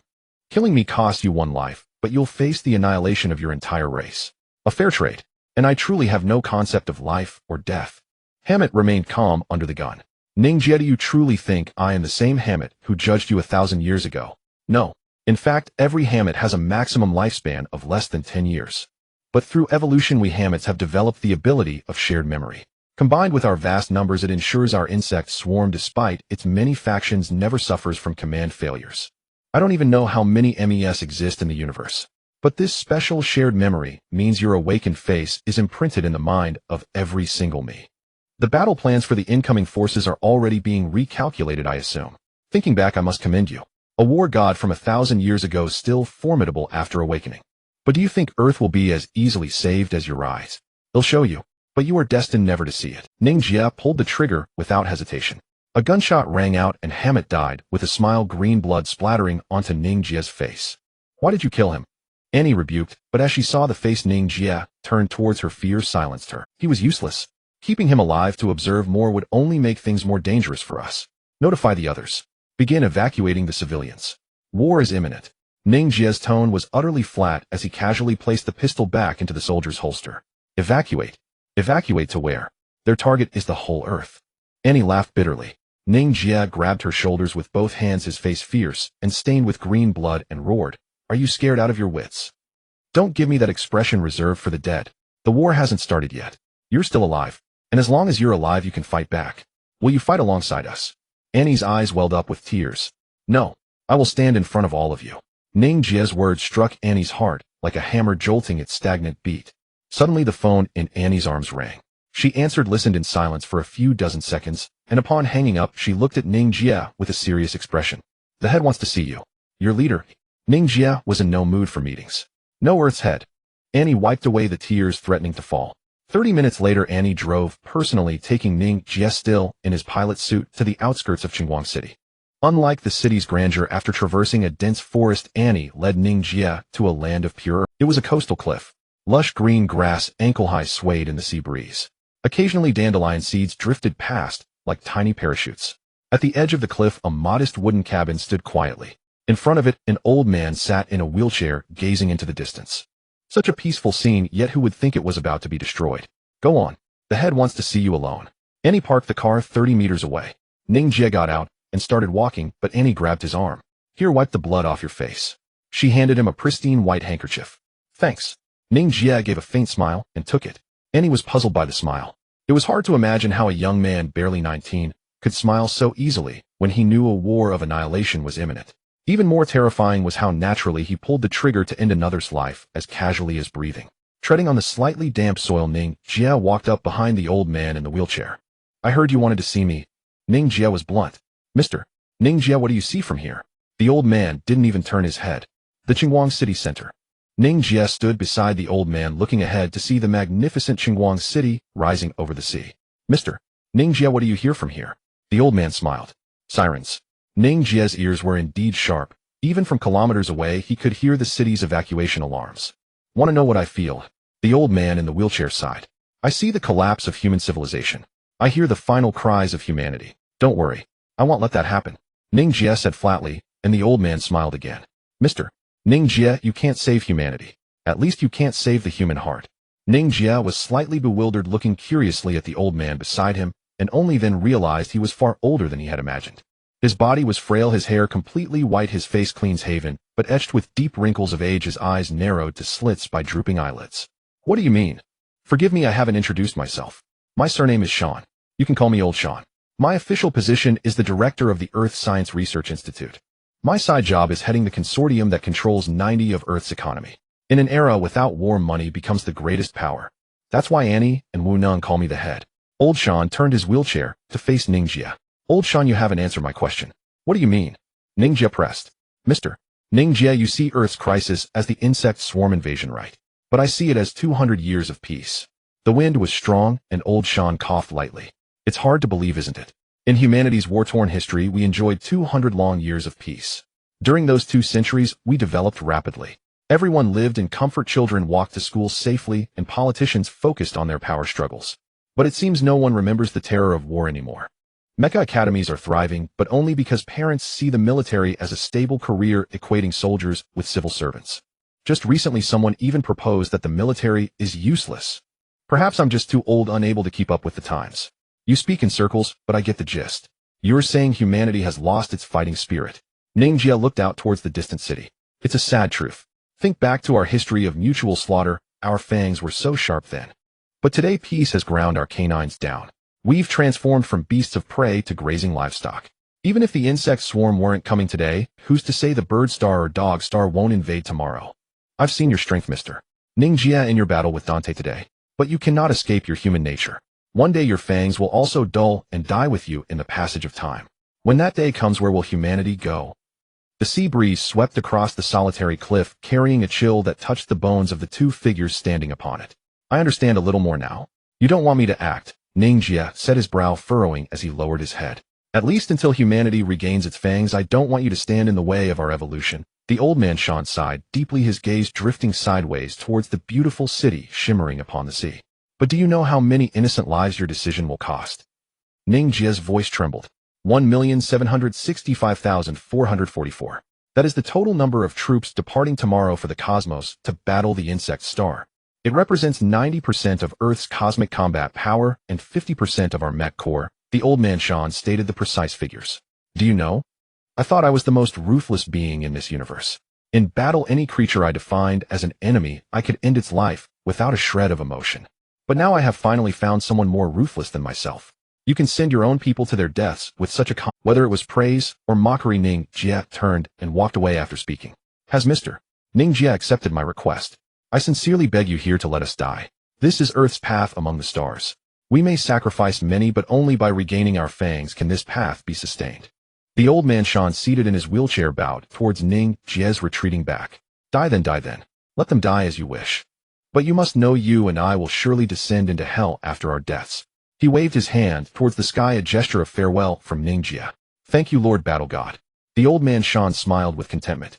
That night the sirens wailed ceaselessly, making sleep impossible. The alarms across the entire Earth merged into a continuous chorus echoing through the cosmos, yet failing to penetrate the hearts of humanity. The military's evacuation efforts were fraught with difficulty. Masses of civilians protested, unwilling to abandon their homes, reluctant to forsake their comfort. They would rather cling to comfort than face reality. News media, resistance groups, and unions all condemned the Federation government, demanding to know where Earth's cosmic fleet was. Why couldn't they halt the enemy beyond Earth's boundaries? Yet as dusk fell over Qingguang City the next day, the much-criticized cosmic fleet began its orderly departure. In a single surge, 13,000 warships of various classes, 500,000 mechs, and over 1.7 million soldiers were mobilized. The staggering numbers instantly silenced the clamorous crowd, and the evacuation proceeded with greater ease. It was also in this twilight, as the warships ascended skyward like rain, that Ling Shan returned to the Academy's platform. Ning Jie, I knew you'd be here. Without searching, Ling Shan's eyes immediately found the figure at the edge, gazing up at the fleet. Such a grand spectacle. It's been a long time since I last witnessed this. Ning Jie sighed profoundly. Is that brat Miller doing well? You gave him a huge bump on his head. He's been searching for you like a madman all day. She walked softly to stand behind Ning Jie, a smile playing on her lips as she spoke, finding her boyfriend's discomfiture amusing. Actually, I'm quite surprised. Why didn't you join the cosmic fleet heading to the front lines? You are undeniably powerful. Surprised. Actually, I'm more surprised myself. I'm used to standing at the very front, yet now I must stand behind so many others. Though I understand I must do this, I truly am not accustomed to this position where I can watch others go to their deaths. Suddenly Ning Jie turned and tightly embraced the slender Ling Shan, his body trembling with sobs. Ling Shan felt the warmth of tears on her shoulder. As if by instinct, she raised her arms and held the weeping battle god in her embrace. I'm sorry. I cannot protect them, even though I don't want anyone to die. Ning Jie wept like a child, but Ling Shan could find no words, utterly unsure how to console him. She could only gently pat his back amidst the twilight sky, filled with thousands of warships. When the golden sky was once again left with only drifting clouds, the Thunderbolt Mech Academy also received its evacuation orders. Earth's so-called evacuation merely meant moving civilians into numerous underground bunkers. There was no truly safe haven for the people. This perhaps was the pain humanity had to endure on its stellar path. No one knew how long this hiding would last, just as no one in the departing fleet knew they were sailing towards their doom. Commanding this cosmic battle was General Assad, a 53-year-old five-star admiral of the Earth Federation. Having studied for 5 years on the distant Yalai star, he was Earth's most brilliant military strategist, renowned as the god of war. His expertise lay in defensive space warfare, boasting a perfect record of 100 undefeated simulated defense battles. Leading the mech corps was Gao Yo, the idol of countless Earth mech pilots, hailed as Earth's battle god, piloting his imposing standard assault mech, the Overlord. According to plan, 3 days after departure, the Earth fleet arrived in the vast stellar belt between Saturn and Jupiter, a full day ahead of the insect star fleet. The massive fleet of 13,000 warships had ample time to deploy its formation. 3 kilometers ahead of their position, they laid countless fine high-explosive vacuum mines. Based on the imagery from the earlier surveillance craft, the insect star fleet consisted of creatures that had evolved to navigate the vacuum of space. But bugs were, after all, bugs. Lacking long-range attack capabilities and relying on swarm tactics, General Assad was brimming with confidence as he set up this insect-killing battlefield. Moreover, after years of development, human monitoring systems were scattered throughout the solar system. Every second of the insect star fleet's movement was under General Assad's watchful eye. However, his confidence did not infect Gao Yo, commander of the mech corps. Accustomed to piloting his mech in a tailored suit, Gao Yao's countenance lost its usual party-going ease upon learning the number of Moth warships in the insect star fleet. 23,000 colossal Moth warships, their wings flapping, were approaching. No one knew if they were fragile creatures or the most terrifying of killers. Regardless of speculation, what was destined to come had arrived. As the fleet deployed in a vast line, lit up their alert signals, everyone could visually confirm the insect star fleet emerging from behind Saturn's rings 10 kilometers away. Despite knowing their numbers beforehand, Gao Yo, inside his Overlord mech, felt a shiver run down his spine when he saw the enormous red eyes of the giant moths. "Issue the order, all ships hold fire. I want them to come closer," Assad commanded with a cold smile. "All mechs stand by. Do not attack." Gao Ao shouted his command, but tension had already gripped many hearts before the enemy even drew near. Gao Ao finally understood what he had been worried about. He watched his usually competitive and proud subordinates. Their mechs were now visibly trembling. They were afraid. An unprecedented fear was consuming their hearts. Gao Ao's own palms were sweating. The giant moths of the insect star showed no sign of stopping, seemingly oblivious to the Earth fleet's existence. Only when they were 5 kilometers away did they seem to react, releasing countless tiny green lights from their abdomen. Having left the moths, these points of light, now numbering over 5 million, suddenly unfurled their ferocious bone wings. These dragonfly beasts, 10 meters long, charged straight at the Earth fleet with a speed far surpassing Earth's supersonic fighters. As this ocean of bone-winged dragonflies collided with the pre-plant vacuum mines, a brilliant wall of fire instantly erupted across the void of space. "Fire! All ships fire! Laser cannons! Missiles! Every weapon that can shoot fire!" Assad roared. "Fire!" Gao Ao issued the same command. Without waiting for the flames of the explosions to die out, the massive combined force of 13,000 warships and 500,000 mechs fired in unison, their barrage streaking across the cosmos. Countless bright beams and streaking missiles tore through the still exploding vacuum minefield, triggering even larger detonations as they surged towards the vast insect star fleet. Due to his angle, Gao Ao could only see the flashes of their own attacks and the exploding minefield before him. As Assad had predicted, the insect star lacked any long-range attack capability. The saturation bombardment continued for a full half hour, and the wall of fire before them burned just as long. It wasn't until the compressed oxygen within the vacuum mines was entirely consumed that the Earth fleet's guns, overheating, fell silent. But what awaited them was not the smile of victory, but expressions of utter shock. How can this be? Assad was dumbfounded. The insect star forces were still approaching at their same slow, inexorable pace. Not a single one of the numerous Moth warships had perished. The only things scorched by their cannon fire were the countless bone-winged dragonflies in front of them. These bone-winged dragonflies, utterly fearless of death, had used their bodies to shield the entire insect star fleet from the Earth's bombardment. Even as they were burned to ash, not a single cry escaped them. "All mech corps units prepare for close-quarters combat," Gao Ao said, lowering his head within the Overlord, his fingers deftly swapping to the 30th magazine of his assault rifle. "Charge!"